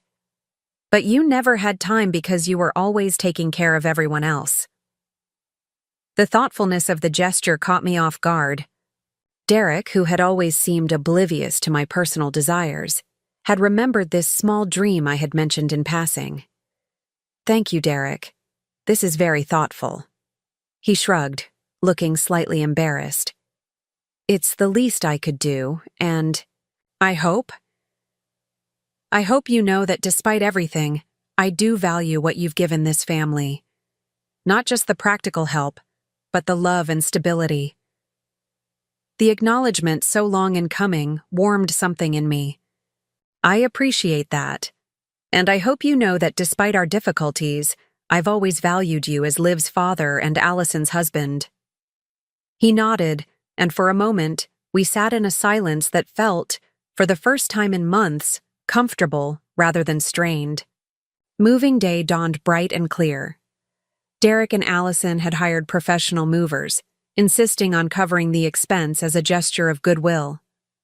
As the last boxes were loaded onto the truck, I stood in what had been my bedroom for 12 years, now stripped of my personal touches. Allison appeared in the doorway. "Ready, Mom?" I nodded, looking around one last time. "It feels strange, leaving this way." "I know." She hesitated, then added, "But it's not really goodbye. It's just a change." "A necessary one," I agreed. Downstairs, Liv was waiting, clutching a small wrapped package. "Grandma, I made you something for your new place." I unwrapped it to find a hand-painted ceramic dish, clearly a recent art project. "For your keys and stuff," she explained proudly. "So you don't lose them." "It's beautiful, sweetheart. I'll use it every day." The drive to my new apartment was short but significant, a journey from one chapter to another. As we unpacked the essentials and arranged the furniture, I began to see how this space could become mine in a way the Thompson house never truly had been. Here, I could arrange things according to my preferences without considering anyone else's convenience. Here, I could develop routines based on my own rhythms rather than the family's needs. After the movers left and the major pieces were in place, Allison, Derek, and Liv prepared to leave as well. "We'll let you settle in," Allison said, "but we'll see you Sunday for dinner, right?" "I wouldn't miss it," I assured her. Liv lingered, reluctant to leave. "Can I stay and help Grandma unpack?" "Not today, honey," Derek said gently. "Grandma needs some time to organize her new home. But you'll see her Wednesday after school, remember?" After final hugs and promises to call if I needed anything, they departed, leaving me alone in my new apartment. The silence was profound. No dishwasher humming, no television murmuring from another room, no footsteps overhead, just quiet, and the faint sounds of birds outside my window. I made a cup of tea and sat in my new armchair, surveying my domain. The apartment was small but well designed, with large windows that filled the space with natural light. The living room opened to a small dining area and efficient kitchen. The bedroom was cozy rather than cramped, with enough space for a comfortable bed and reading chair. It was, I realized, the first space that had been entirely mine since Robert died 15 years ago. The thought of my late husband brought unexpected tears. What would he think of all this? The garage incident, the legal confrontation, this new beginning? He had always encouraged me to stand up for myself, even as I was more naturally inclined to smooth things over and keep peace. "You'd be proud, Robert," I whispered to the empty room. It took me long enough, but I finally did. As I unpacked over the next few days, arranging books on shelves and hanging pictures on walls, I felt my identity expanding beyond the narrow confines of grandmother and mother-in-law. I was Wilhelmina Thorne again, Willa, with interests, and routines all my own. I enrolled in the art class Derek had gifted me, discovering a latent talent for watercolor landscapes. I joined the community garden at my complex, claiming a small plot where I planned to grow herbs and flowers. I reconnected with former teaching colleagues, meeting for coffee and reminiscing about our years in the classroom. Wednesday arrived, and with it, Liv's first visit to my new apartment. She bounded in after school, eager to explore every corner and help arrange the few remaining unpacked items. "This is so cool, Grandma," she declared, spinning in the center of the living room. "It's like a mini house just for you." "That's exactly what it is," I agreed, setting out the snack I had prepared. Apple slices with peanut butter, her favorite since toddlerhood. "And I can come here whenever I want?" "On our scheduled days? Yes. And other times if your parents agree and I'm available." She plopped onto the sofa, munching an apple slice. "I like having two homes now, yours and Mom and Dad's." The simple statement touched me deeply. Despite the upheaval and tension, Liv still saw me as a constant in her life, a source of stability and love. As we settled into a routine of Wednesday, visits and Sunday dinners, my relationship with Allison and Derek gradually evolved. The formal agreements we had reached in mediation provided a framework, but within that structure, new patterns emerged. They began to treat me more as an independent adult with my own life, rather than an auxiliary member of their household. I, in turn, found myself less enmeshed in their daily choices and more focused on my direct relationship with Liv. One Sunday evening, about 2 months after my move, Allison walked me to my car after dinner. "Mom, I've been meaning to tell you something," she said, hesitating slightly. The whole garage situation, it was mainly Derek's idea, but I went along with it. "I should have stood up for you, and I didn't. I was so caught up in what was convenient for us that I lost sight of what was right." The admission, clearly difficult for her, deserved acknowledgement. "Thank you for saying that, Allison. It matters to hear it." "I've been thinking a lot about the example I set for Liv and how I treat you. What does it teach her about valuing people, especially older women? About respecting those who care for us? She shook her head. It's not the lesson I want her to learn. It's never too late to teach a better one, I said gently. She nodded, blinking back tears. I'm trying. As I drove home that evening, I reflected on how far we had come from the day I found myself standing in a cold garage with my suitcase, stunned by the sudden relegation to the margins of family life. The journey from that moment to this one had been painful but ultimately transformative. Not just for me, but for all of us. The garage incident, as I now thought of it, had forced a long overdue reckoning. It had compelled us to articulate unspoken expectations, to acknowledge the value of care work often rendered invisible, to recognize the humanity and dignity of aging family members. Through the pain of confrontation and the careful work of rebuilding, we had created something more honest, more equitable, and ultimately more loving than what had existed before. Arriving at my apartment, I used the ceramic dish Liv had made to hold my keys as I set them down, a small ritual that had come to symbolize my new independence. Through the window, I could see the community garden where my herbs were beginning to sprout. On the easel in the corner stood my latest watercolor attempt, a landscape of the lake where Robert and I had spent our summers. This space was mine, not a concession granted by others, but a place I had claimed and shaped according to my own desires. The fear I had initially felt about living alone had transformed into appreciation for the quiet rhythms of solitude, the freedom to arrange my days according to my own needs and interests. That night, as I prepared for bed in my peaceful apartment, I reflected on the strange alchemy that had transformed humiliation into empowerment, rejection into self-discovery. By standing up for my worth, financially, emotionally, practically, I had reclaimed not just material security, but something far more precious, my sense of self beyond the roles of mother and grandmother. The garage that was meant to contain and diminish me had instead become the catalyst for my liberation.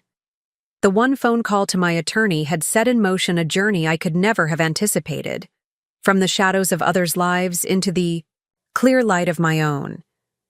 As I drifted toward sleep, I felt gratitude for the painful awakening that had led to this new beginning.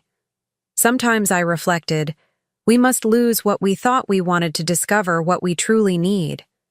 Sometimes, we must stand at the edge of rejection to find the courage to claim our own worth. And sometimes, a simple fold-out cot in a cold garage can become the unlikely doorway to a richer, more authentic life than we ever imagined possible. 6 months into my new life, spring arrived with an explosion of color. The community garden at my apartment complex transformed from bare soil to lush greenery, and my own little plot flourished with herbs and flowers. My watercolor skills had progressed from awkward washes to recognizable landscapes, several of which now adorned my apartment walls. The rhythm of my days, art classes on Mondays, garden committee on Thursdays, Liv on Wednesdays and Sundays, provided a framework of purpose and pleasure I hadn't experienced in decades. The financial arrangements with Allison and Derek had proceeded smoothly. Each month, their payments arrived on schedule, gradually building my savings and security. The mediation agreement had held firm, with both sides honoring not just the letter, but the spirit of our understanding. Our interactions had evolved from the initial awkwardness to a new kind of relationship, more balanced, more honest, and in some ways more genuinely affectionate than before. One Wednesday afternoon, in April, Liv burst into my apartment with unusual excitement. "Grandma, guess what? I got the lead in the spring musical." I looked up from the book I'd been reading, delighted by her news. "That's wonderful, sweetheart. Tell me everything." She dropped her backpack and flung herself onto the sofa beside me. "It's called The Garden of Dreams, and I play the dreamer, the main character who has to save the garden from the Frost King. There's singing and dancing and everything." "When are the performances?" I asked, already mentally clearing my calendar. 2 weeks, from Friday and Saturday. Ms. Kennedy says we need to practice a lot because there's not much time. Her face clouded slightly. Mom and Dad say they'll come, but they might be late because of some work thing. I heard the disappointment beneath her casual tone. Well, I'll be there for both performances, front and center, and I'll help you. Practice your lines and songs whenever you want. Her smile returned. Really? That would be great. There's a lot to memorize. That evening, when Allison came to pick up Liv, I mentioned the musical. She's so excited about her role. Will you and Derek really have trouble making it to the performances? Allison sighed, lowering her voice so Liv wouldn't hear from where she was gathering her things. Derek has this client dinner that's been on the books for months. I told him we should reschedule, but he says it's crucial for landing a major account. I might still make it for the second half, but... She trailed off, looking genuinely torn. Being a working mother meant constant, impossible choices. I understood that better than most. Still, I couldn't help feeling a pang for Liv, who would scan the audience for parents who might not be there. What if I record it? I suggested. That way, even if you miss parts, you can watch the whole thing together later. Allison's face brightened. That would be perfect. Thank you, Mom. As she and Liv departed, I reflected on how our relationship had evolved. 6 months ago, such a conversation would have been fraught with tension. My suggestion might have been interpreted as criticism, her absence as evidence of prioritizing work over family. Now, we could navigate these waters more smoothly, acknowledging the realities and limitations of our different roles without judgment or defensiveness. The next 2 weeks fell into a rhythm of rehearsals and practice sessions. Liv would come to my apartment after school, and we'd work through her lines, songs, and choreography. I'd hold up cue cards, play the piano accompaniment on a small keyboard I'd purchased specifically for this purpose, and offer encouragement when she stumbled. Watching her blossom in this role, gaining confidence, finding her voice, filled me with a pride so intense it bordered on pain. 3 days before the performance, as Liv was practicing her final monologue, my phone rang. It was Barbara. Willa, are you sitting down? My heart skipped. Those words never preceded good news. What's happened? It's nothing dire. Don't panic. But I did something a bit impulsive, and I'm hoping you'll approve. Knowing my sister, impulsive could encompass a wide range of actions, from adopting a stray cat to buying a motorcycle. Go on. I sold the flower shop. This wasn't what I'd expected. Barbara had built that business from nothing, nurturing it for nearly 20 years. What? Why? A larger company made an offer I couldn't refuse. They want to keep the shop as is but expand the greenhouse operation. I'll stay on as a consultant for the transition, but after that... She paused dramatically. I'm free. Free to do what exactly? That's the part I'm hoping you'll approve. Her voice bubbled with excitement. I've bought an RV, not one of those massive things, a compact model, just right for 1 or 2 people, and I'm planning a cross-country trip starting next month. The question is, will you come with me? The invitation hit me like a gust of unexpected wind. Barbara, I can't just leave. Why not? You're not tethered to that family anymore. You have your own place, your own money. Liv is growing more independent every day. What's stopping you from having an adventure? What indeed? The question resonated more deeply than I cared to admit. Since establishing my independence, I had created a comfortable routine. But was it becoming just another form of constraint? Was I defining myself too narrowly by my proximity to Allison and Liv? I'd need to think about it, I said cautiously. There's Liv's musical coming up, and our visitation schedule, and... Willa, Barbara interrupted gently. Those are logistics, not reasons. Just promise me you'll give it real thought, okay? This could be the adventure of a lifetime for both of us. After hanging up, I sat staring at the wall, Barbara's invitation echoing in my mind. An RV trip across the country, something I'd never even considered. The idea was simultaneously terrifying and exhilarating. At 65, was I too old for such adventures? Or was I exactly the right age to seize opportunities that might never come again? The next morning, over coffee, with Eleanor, one of my neighbors in the apartment complex, I mentioned Barbara's proposal. "You should absolutely go," Eleanor said without hesitation. I did something similar after Howard died.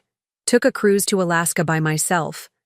Everyone thought I was crazy, especially my children. "Mom, what if something happens to you?" As if something couldn't happen to me sitting alone in my living room. I laughed, appreciating her perspective. "But what about my granddaughter? We have this whole schedule worked out." Eleanor fixed me with a knowing look. "Honey, schedules can be adjusted. And a grandmother who comes back with stories of adventure sets a powerful example for a young girl." Her words stayed with me throughout the day as I prepared for Liv's dress rehearsal. Would my absence truly harm her, or might it teach her something valuable about embracing life's opportunities? Was my hesitation about her needs, or my own fears?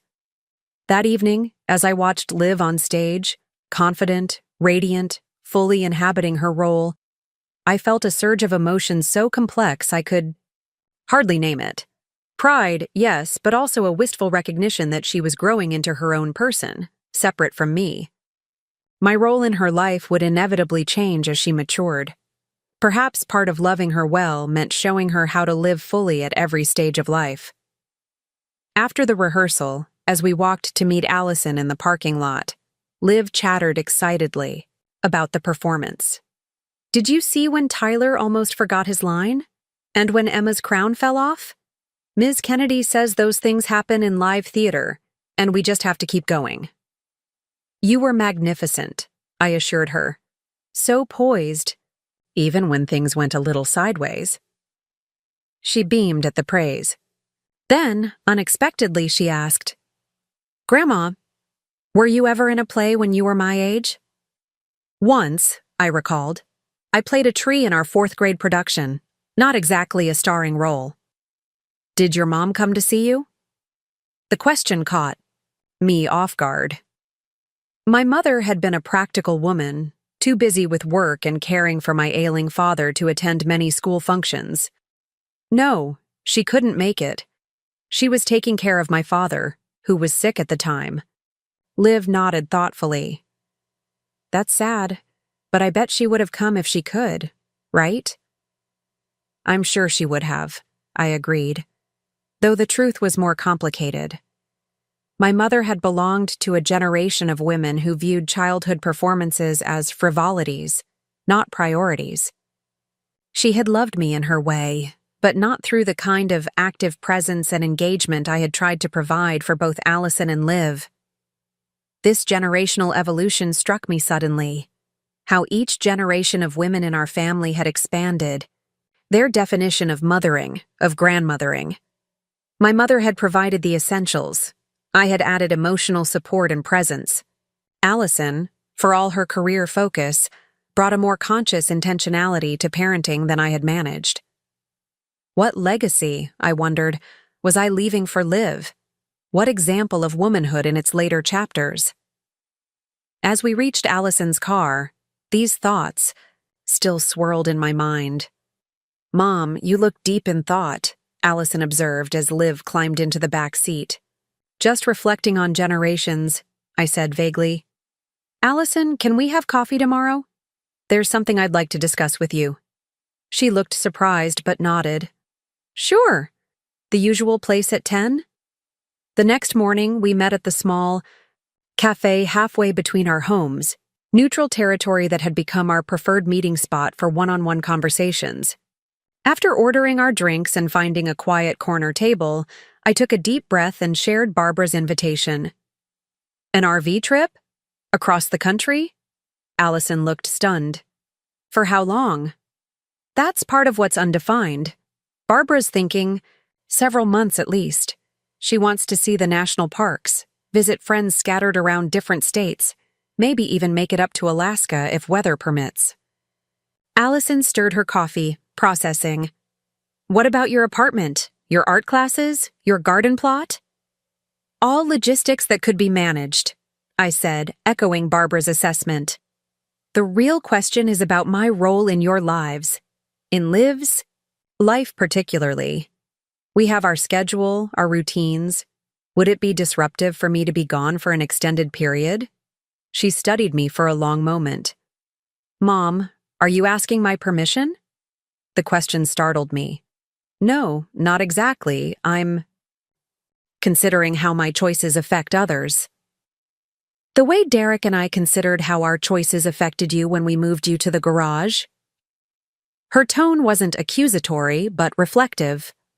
That worked out badly for everyone. I acknowledged the point with a nod. True, but this is different. Liv is at a formative age. Our relationship is important to her.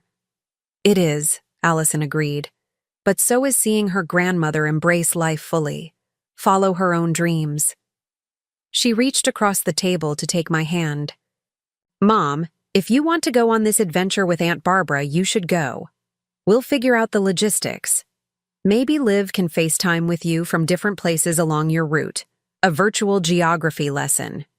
And who knows? Maybe we could even fly out to meet you somewhere along the way for a mini vacation. Her supportive response moved me deeply. 6 months ago, such a conversation would have been unimaginable. Me considering an extended absence. Her facilitating rather than resisting it. We had come so far from the days of unspoken expectations and inequitable sacrifices. Thank you, Allison. That means a lot to me. She squeezed my hand before releasing it. Just promise me one thing. You'll wait until after Liv's musical to make any decisions. She's so excited about you being there. Absolutely. I wouldn't miss it for the world. The night of Liv's opening performance arrived with all the nervous energy and excitement such occasions generate. I arrived early, securing a seat in the front row, my camera ready to record. The elementary school auditorium filled quickly with parents, siblings, and grandparents, all armed with flowers and proud smiles. To my surprise, Derek slid into the seat beside me just as the lights began to dim. Didn't think I'd make it, he whispered. Rescheduled the client dinner. Some things are more important. The simple statement, so at odds with the priorities he had demonstrated for years, caught me off guard. Before I could respond, the curtain rose and Liv appeared, center stage, her face alight with the magic of performance. For the next hour, I was transported, not just by the charming if somewhat chaotic elementary school production, but by the sight of my granddaughter fully in her element. She sang with clear confidence, delivered her lines with perfect timing, and moved across the stage with a grace that belied her 10 years. When she delivered her final monologue about the power of dreams to transform reality, I felt tears spring to my eyes. Beside me, Derek was similarly affected, discreetly wiping his eyes as the audience burst into applause. When Liv took her bow, beaming with accomplishment, he leaned over to me. She's amazing.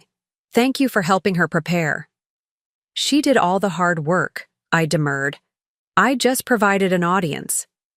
After the performance, as parents and children milled about in the lobby, Liv ran to us, still in her costume, her face flushed with excitement. Did you see? Did you watch the whole thing? Every magical moment, I assured her, presenting the bouquet of flowers I had brought. You were absolutely wonderful. Derek knelt to her level. Superstar performance, Liv. I'm so proud of you. She looked at him in surprise. You came? But what about your important dinner? Nothing's more important than seeing my daughter shine, he said simply. As we walked to the car together, a family unit reconfigured but intact, I felt a deep contentment. The past 6 months had transformed us all in ways both subtle and profound. Derek, once so focused on career advancement that family events were secondary, had reprioritized. Allison had developed a new appreciation for the value of care work. Liv was blossoming in the security of knowing she was genuinely seen and valued by the adults in her life. And I had reclaimed my identity beyond the narrow confines of helpful grandmother. The following Sunday, as we gathered for our regular dinner, I formally announced my decision to join Barbara on the RV adventure.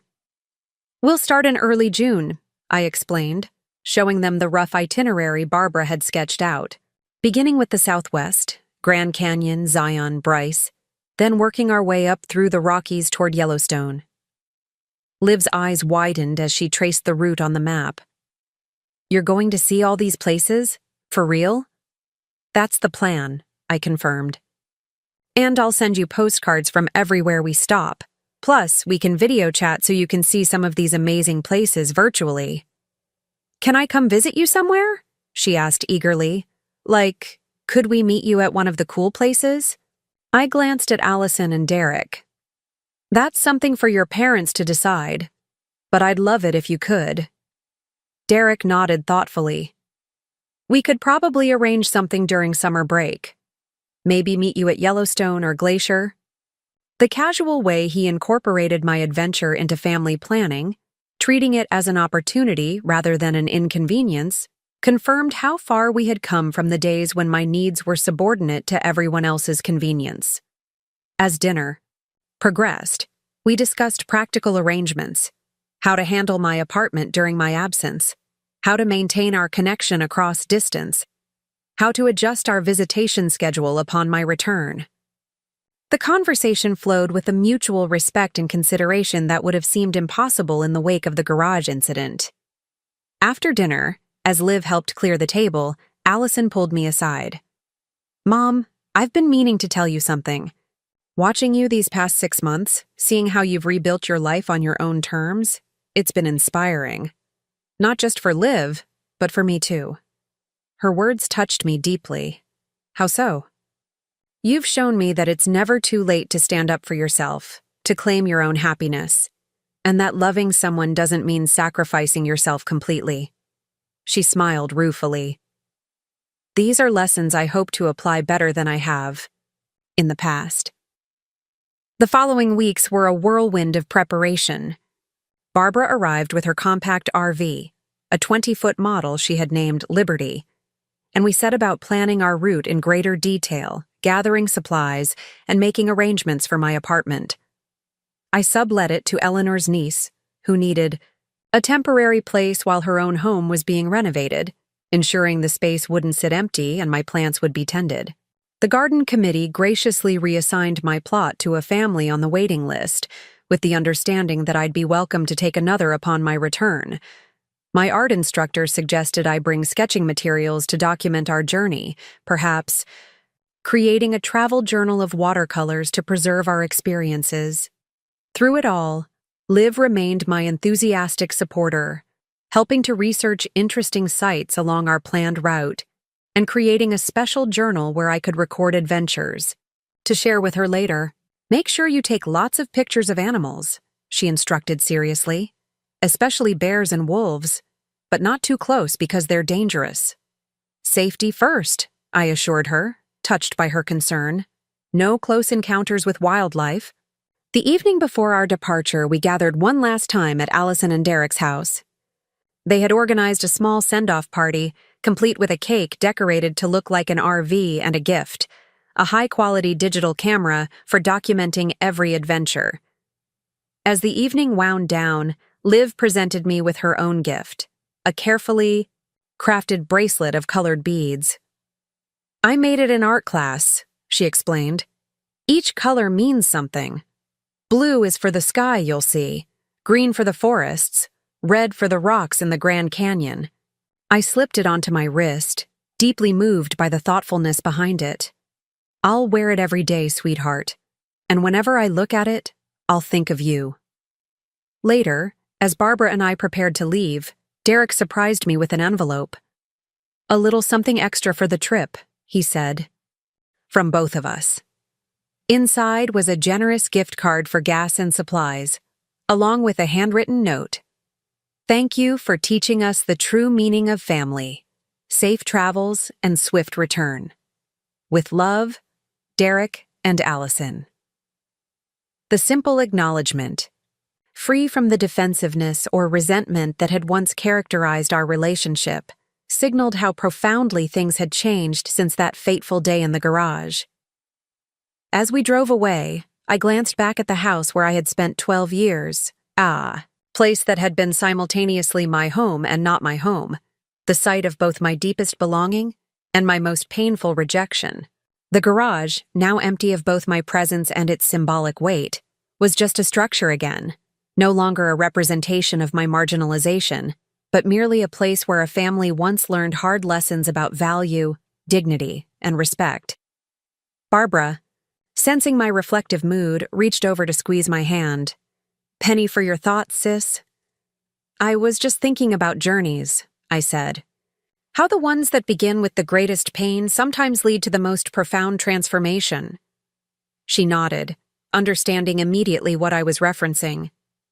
From the garage to the open road, not a trajectory anyone could have predicted. "No," I agreed, "but perhaps exactly the one I needed." Early the next morning, with Liberty fully packed and our route mapped out, we prepared for departure. I stood in the parking lot of my apartment complex, taking one last look at the place that had been my first step toward independence. Barbara was inside the RV, doing a final check of our supplies and systems, giving me a moment alone with my thoughts. My phone chimed with a text from Allison. "Safe travels, Mom. We love you and will miss you. Remember, this isn't goodbye, just see you later. Call when you can." The simple message, warm and supportive without a hint of the guilt or manipulation that might once have accompanied such a parting, filled me with gratitude for how far we had all come. As I climbed into the passenger seat of Liberty, Barbara turned to me with a grin. "Ready for the adventure of a lifetime, Willa?" Was I ready? To explore landscapes I'd only seen in photographs? To meet new people with stories unlike my own? To discover aspects of myself that had lain dormant during decades of caregiving? To write a new chapter in a life I had once thought already fully drafted? "More than ready," I replied, returning her smile. "Let's go." As Liberty pulled away from the curb, I didn't look back. The past, with all its pain, its joy, its lessons, remained where it belonged. Ahead lay open roads, vast horizons, and the exhilarating uncertainty of a future I was finally free to shape according to my own desires. The garage that had been meant as my endpoint had instead become a beginning, the unlikely doorway to a life richer and more authentic than I could have imagined. As we merged onto the highway, heading west toward mountains and deserts and experiences yet unnamed, I felt a profound sense of gratitude for that painful awakening. Sometimes rejection becomes redirection. Sometimes what seems like an ending is merely the first step on a journey you never knew you were meant to take. And sometimes, a single phone call to an attorney can set in motion a transformation that ripples outward, changing not just your own life, but the lives of everyone connected to you. The sun rose higher in the eastern sky as we drove west, its warm light filling Liberty's cabin. On my wrist, Leaves' beaded bracelet caught the sunlight, sending tiny rainbows dancing across the dashboard. Ahead, the highway stretched toward the horizon, not an escape route, but a path forward into a future full of possibility. One phone call had changed everything. One moment of courage had led to thousands more. One decision to value myself had opened doors I never knew existed. As the city receded behind us and open country unfolded ahead, I felt the last lingering shadows of the garage incident fall away, replaced by the brightness of anticipation and the quiet certainty that at 65, my most meaningful journey was just beginning. A year had passed since Barbara and I had embarked on our cross-country adventure in Liberty. What had begun as a tentative step into the unknown had blossomed into a transformative journey neither of us could have anticipated. We'd traversed 26 states, from the sun-scorched mesas of Arizona to the misty coastlines of Maine. We'd slept beneath star-filled skies in remote campgrounds and parked in the driveways of newfound friends. We'd hiked through ancient forests, waded in two oceans, and gathered stories like precious souvenirs. The RV trip that was meant to last a few months had extended as we discovered a shared appetite for exploration and a capacity for reinvention that surprised us both. Now, as autumn painted the landscape in amber and crimson, we were finally heading home, changed in ways both subtle and profound. "Hard to believe we're almost back," Barbara remarked as she navigated Liberty along the familiar interstate that would lead us to Lakeside Heights. "Remember how nervous you were when we first set out?" I laughed, recalling my initial trepidation. I was certain I'd be homesick within a week. Instead, you became the adventure junkie," she finished with a grin. "Who was it that insisted we try whitewater rafting in Colorado?" "That was a calculated risk," I protested mildly. "The guide said it was perfect for beginners." "The guide was a 20-year-old adrenaline addict who thought anyone over 60 needed to seize life by the throat," Barbara countered. But I'll admit, that was one of the highlights. It had been, indeed. The memory of cold spray on my face, the exhilaration of navigating the churning rapids, the triumphant exhaustion afterward. These were sensations I never would have experienced if I'd remained within the comfortable confines of my former life. As Liberty crossed the state line, my thoughts turned increasingly toward the reunion ahead. I'd maintained regular contact with Allison, Derek, and especially Liv throughout our journey. Video calls from scenic overlooks, virtual tours of national monuments, bedtime stories read across thousands of miles. They'd even joined us for a week in Yellowstone as planned, where Liv had embraced the adventure with characteristic enthusiasm, filling 3 disposable cameras with wildlife photos. But digital connections and a brief vacation were different from the day-to-day reality of being present in each other's lives. How would we all navigate the shift back to proximity? Had our time apart changed the dynamics we'd so carefully reconstructed after the garage incident? "You're quiet," Barbara observed, glancing at me. "Nervous about going back?" "Not nervous exactly, just contemplative. So much has changed in the past year. In me, especially. I'm not the same person who left. That's generally the point of journeys," she said with the gentle wisdom that had guided us through many challenging moments on the road. "The question is, what will you do with all you've discovered about yourself?" It was the central question, indeed. The journey had awakened capacities I'd forgotten I possessed: resilience, adaptability, curiosity, joy in the unexpected. I'd rediscovered old passions and uncovered new ones. Landscape photography, stargazing, writing short stories inspired by our travels. I'd met dozens of remarkable women my age and older who were crafting rich, purposeful lives beyond traditional notions of grandmotherhood. Most importantly, I'd developed a deeper relationship with myself, learning to listen to my own desires, honor my own boundaries, and value my own company in a way that had eluded me for decades. The woman returning to Lakeside Heights was both familiar and fundamentally transformed, like a melody played in a different key. As we approached the city limits, my phone chimed with a text from Allison. "Just a heads up.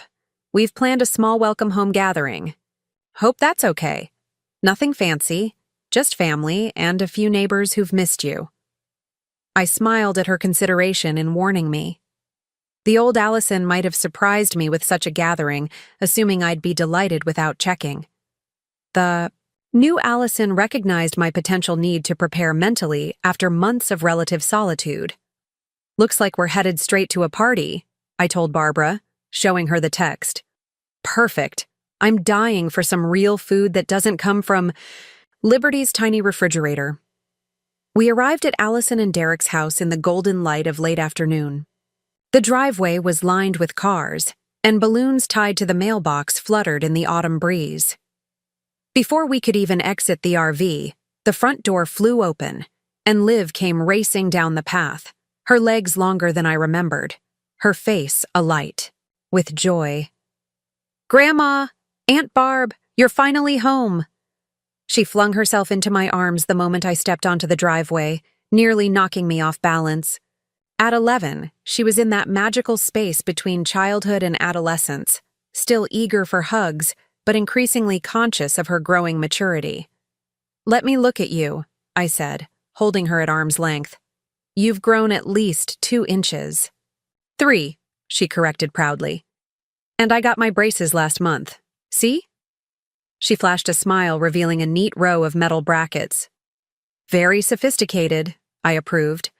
"And how's middle school treating you?" "It's mostly good. I joined the drama club and the environmental committee. Oh, and I'm learning clarinet." Her enthusiasm washed over me like warm sunlight after a long winter. This was what I had missed most during our travels, the immediate, unfiltered connection to this remarkable child who carried threads of my DNA but was weaving them into a pattern entirely her own.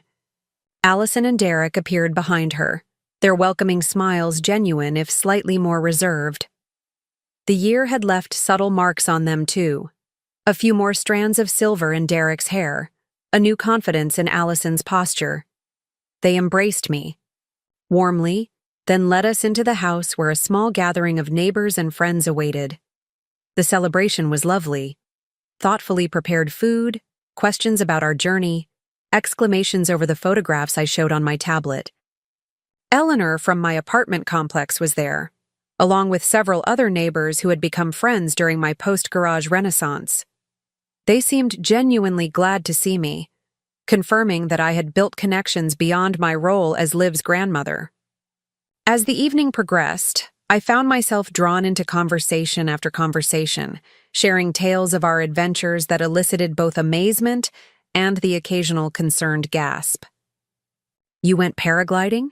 At your age?" Through it all, I observed the subtle dynamics of the gathering, the way Derek deferred to Allison on certain topics, the ease with which Liv navigated the adult conversations, the respectful way they all included Barbara in their questions and attention. Near the end of the evening, as guests began to depart, Derek approached me with a glass of wine. "Got a minute for a private chat?" he asked, gesturing toward the back patio. Curious, I followed him outside, where the autumn evening had turned cool enough to require the sweater I'd grabbed on the way out. We sat in the patio chairs facing the garden, which showed signs of recent attention: pruned shrubs, fresh mulch, late-blooming chrysanthemums adding splashes of color. "You've kept the garden nice," I observed, remembering how it had once been exclusively my domain. "Liv has taken it over," he said with obvious pride. "She discovered she has a knack for it, said she wanted to keep it nice for when you came back." He swirled the wine in his glass before continuing. "Which brings me to what I wanted to discuss. Your living arrangements, now that you're back." My guard went up slightly, a reflexive response to the memory of that long-ago conversation about the garage. Derek must have noticed because he quickly added, "Not like before. The opposite, actually." "I'm listening," I said neutrally. "The thing is, Willa, a lot has changed while you were gone. We've all had time to reflect on what happened, how we treated you, what we almost lost through our selfishness." He looked directly at me, his expression unguarded in a way I'd rarely seen. "The garage apartment, the real one, not that makeshift arrangement, has been fully renovated. Proper insulation, heating, plumbing, a complete kitchen. It's a genuine living space now, private and comfortable." I raised an eyebrow, uncertain where this was heading. "We're not asking you to live there," he clarified quickly. "Unless you want to. What I'm trying to say, somewhat inelegantly, is that we want you to know you have options. Your apartment is still available. Eleanor's niece moved out last month. Or the garage apartment, if you'd prefer to be closer to Liv. Or perhaps something else entirely. The thoughtfulness of this approach, offering choices rather than dictating terms, was not lost on me. Thank you, Derek. That's considerate of you. It's the least we could do after everything. He hesitated, then added, Your journey this past year, it's inspired all of us, especially Liv. She talks about her adventurer grandma to everyone who'll listen. Even started a blog about your travels that's become quite popular at her school. This was news to me. A blog? She never mentioned that in our calls. She wanted it to be a surprise. She's been documenting your journey from her perspective. What? She's learned from your experiences, how it's changed her view of what's possible for women as they age. He smiled. It's pretty insightful for an 11-year-old. I felt a swell of emotion at the thought of Liv processing my journey in this way, finding meaning in it beyond the surface adventures. I'd love to read it. She'll show you tomorrow, I'm sure. He set down his wine glass. The point is, Willa, we don't take you for granted anymore. Whatever you decide about where and how you want to live now that you're back, we'll support. We just want you in our lives, on terms that respect your independence and dignity. The contrast between this conversation and the one that had led to my garage exile could not have been more stark. Here was the same man who had once casually relegated me to a storage space, now articulating a genuine understanding of my worth and autonomy. It was a transformation as profound as any I had undergone during our year on the road. I appreciate that, Derek, truly. I'll need some time to consider my options. Barbara and I have a lot to process after this year. He nodded. Of course, no rush. And Willa, thank you for calling that attorney. It was the wake-up call we needed, though I didn't see it that way at the time. As we rejoined the others inside, I found myself reflecting on the strange, circuitous path that had led to this moment. From the humiliation of the garage, to the intervention of Linda Chen, to the unexpected liberation of the road, and now back to a family transformed by my absence. It was a journey none of us could have anticipated or designed, yet its outcomes had enriched us all. Later that night, as Barbara and I settled into our respective rooms at a nearby hotel, our accommodation until more permanent arrangements could be made, she asked the question that had been lingering unspoken between us. So, are you staying? I considered carefully before answering. In Lakeside Heights, yes, but not in the way I did before. Meaning? Meaning I want to maintain the independence we've cultivated this past year. I'm thinking of looking for a small house, something with enough garden space for me to use what I've learned about native plants, maybe a spare room for when you visit. She nodded approvingly. And your relationship with the family? I'll honor our visitation schedule with Liv, but on terms that acknowledge my separate life. I think we've all learned that love doesn't require constant proximity or availability. The truth was, the journey had reminded me that I was more than a grandmother, more than a former teacher, more than a woman of a certain age whose primary value lay in her utility to others. I was Wilhelmina Thorne, traveler, photographer, gardener, storyteller, wilderness enthusiast, late-in-life adventurer. I contained multitudes, as Whitman would say, and I was no longer willing to be defined by a single role, no matter how cherished. The garage incident, painful as it had ultimately been a gift, the discomfort that propelled me out of complacency and into a more authentic expression of my full self. The attorney's letter had been the catalyst, but the true transformation had come from within, from my willingness to claim my worth, assert my needs, and explore life beyond the narrow confines of others' expectations. As I drifted toward sleep in the quiet hotel room, I felt profound gratitude for the journey. All of it, from the humiliation to the triumph. Each step, even the painful ones, had been necessary to bring me to this place of clarity and purpose. Tomorrow would bring decisions, arrangements, conversations about the shape of our lives going forward. But tonight, I rested in the certainty that whatever came next would be by my choice, on my terms, with the full support of a family that had grown as much through my absence as they had through my presence. The call to my attorney had changed everything, not because it had forced concessions from Allison and Derek, but because it had awakened in me the courage to value myself as highly as I had always valued others. In standing up for my dignity in that cold garage, I had unknowingly opened the door to the richest chapter of my life.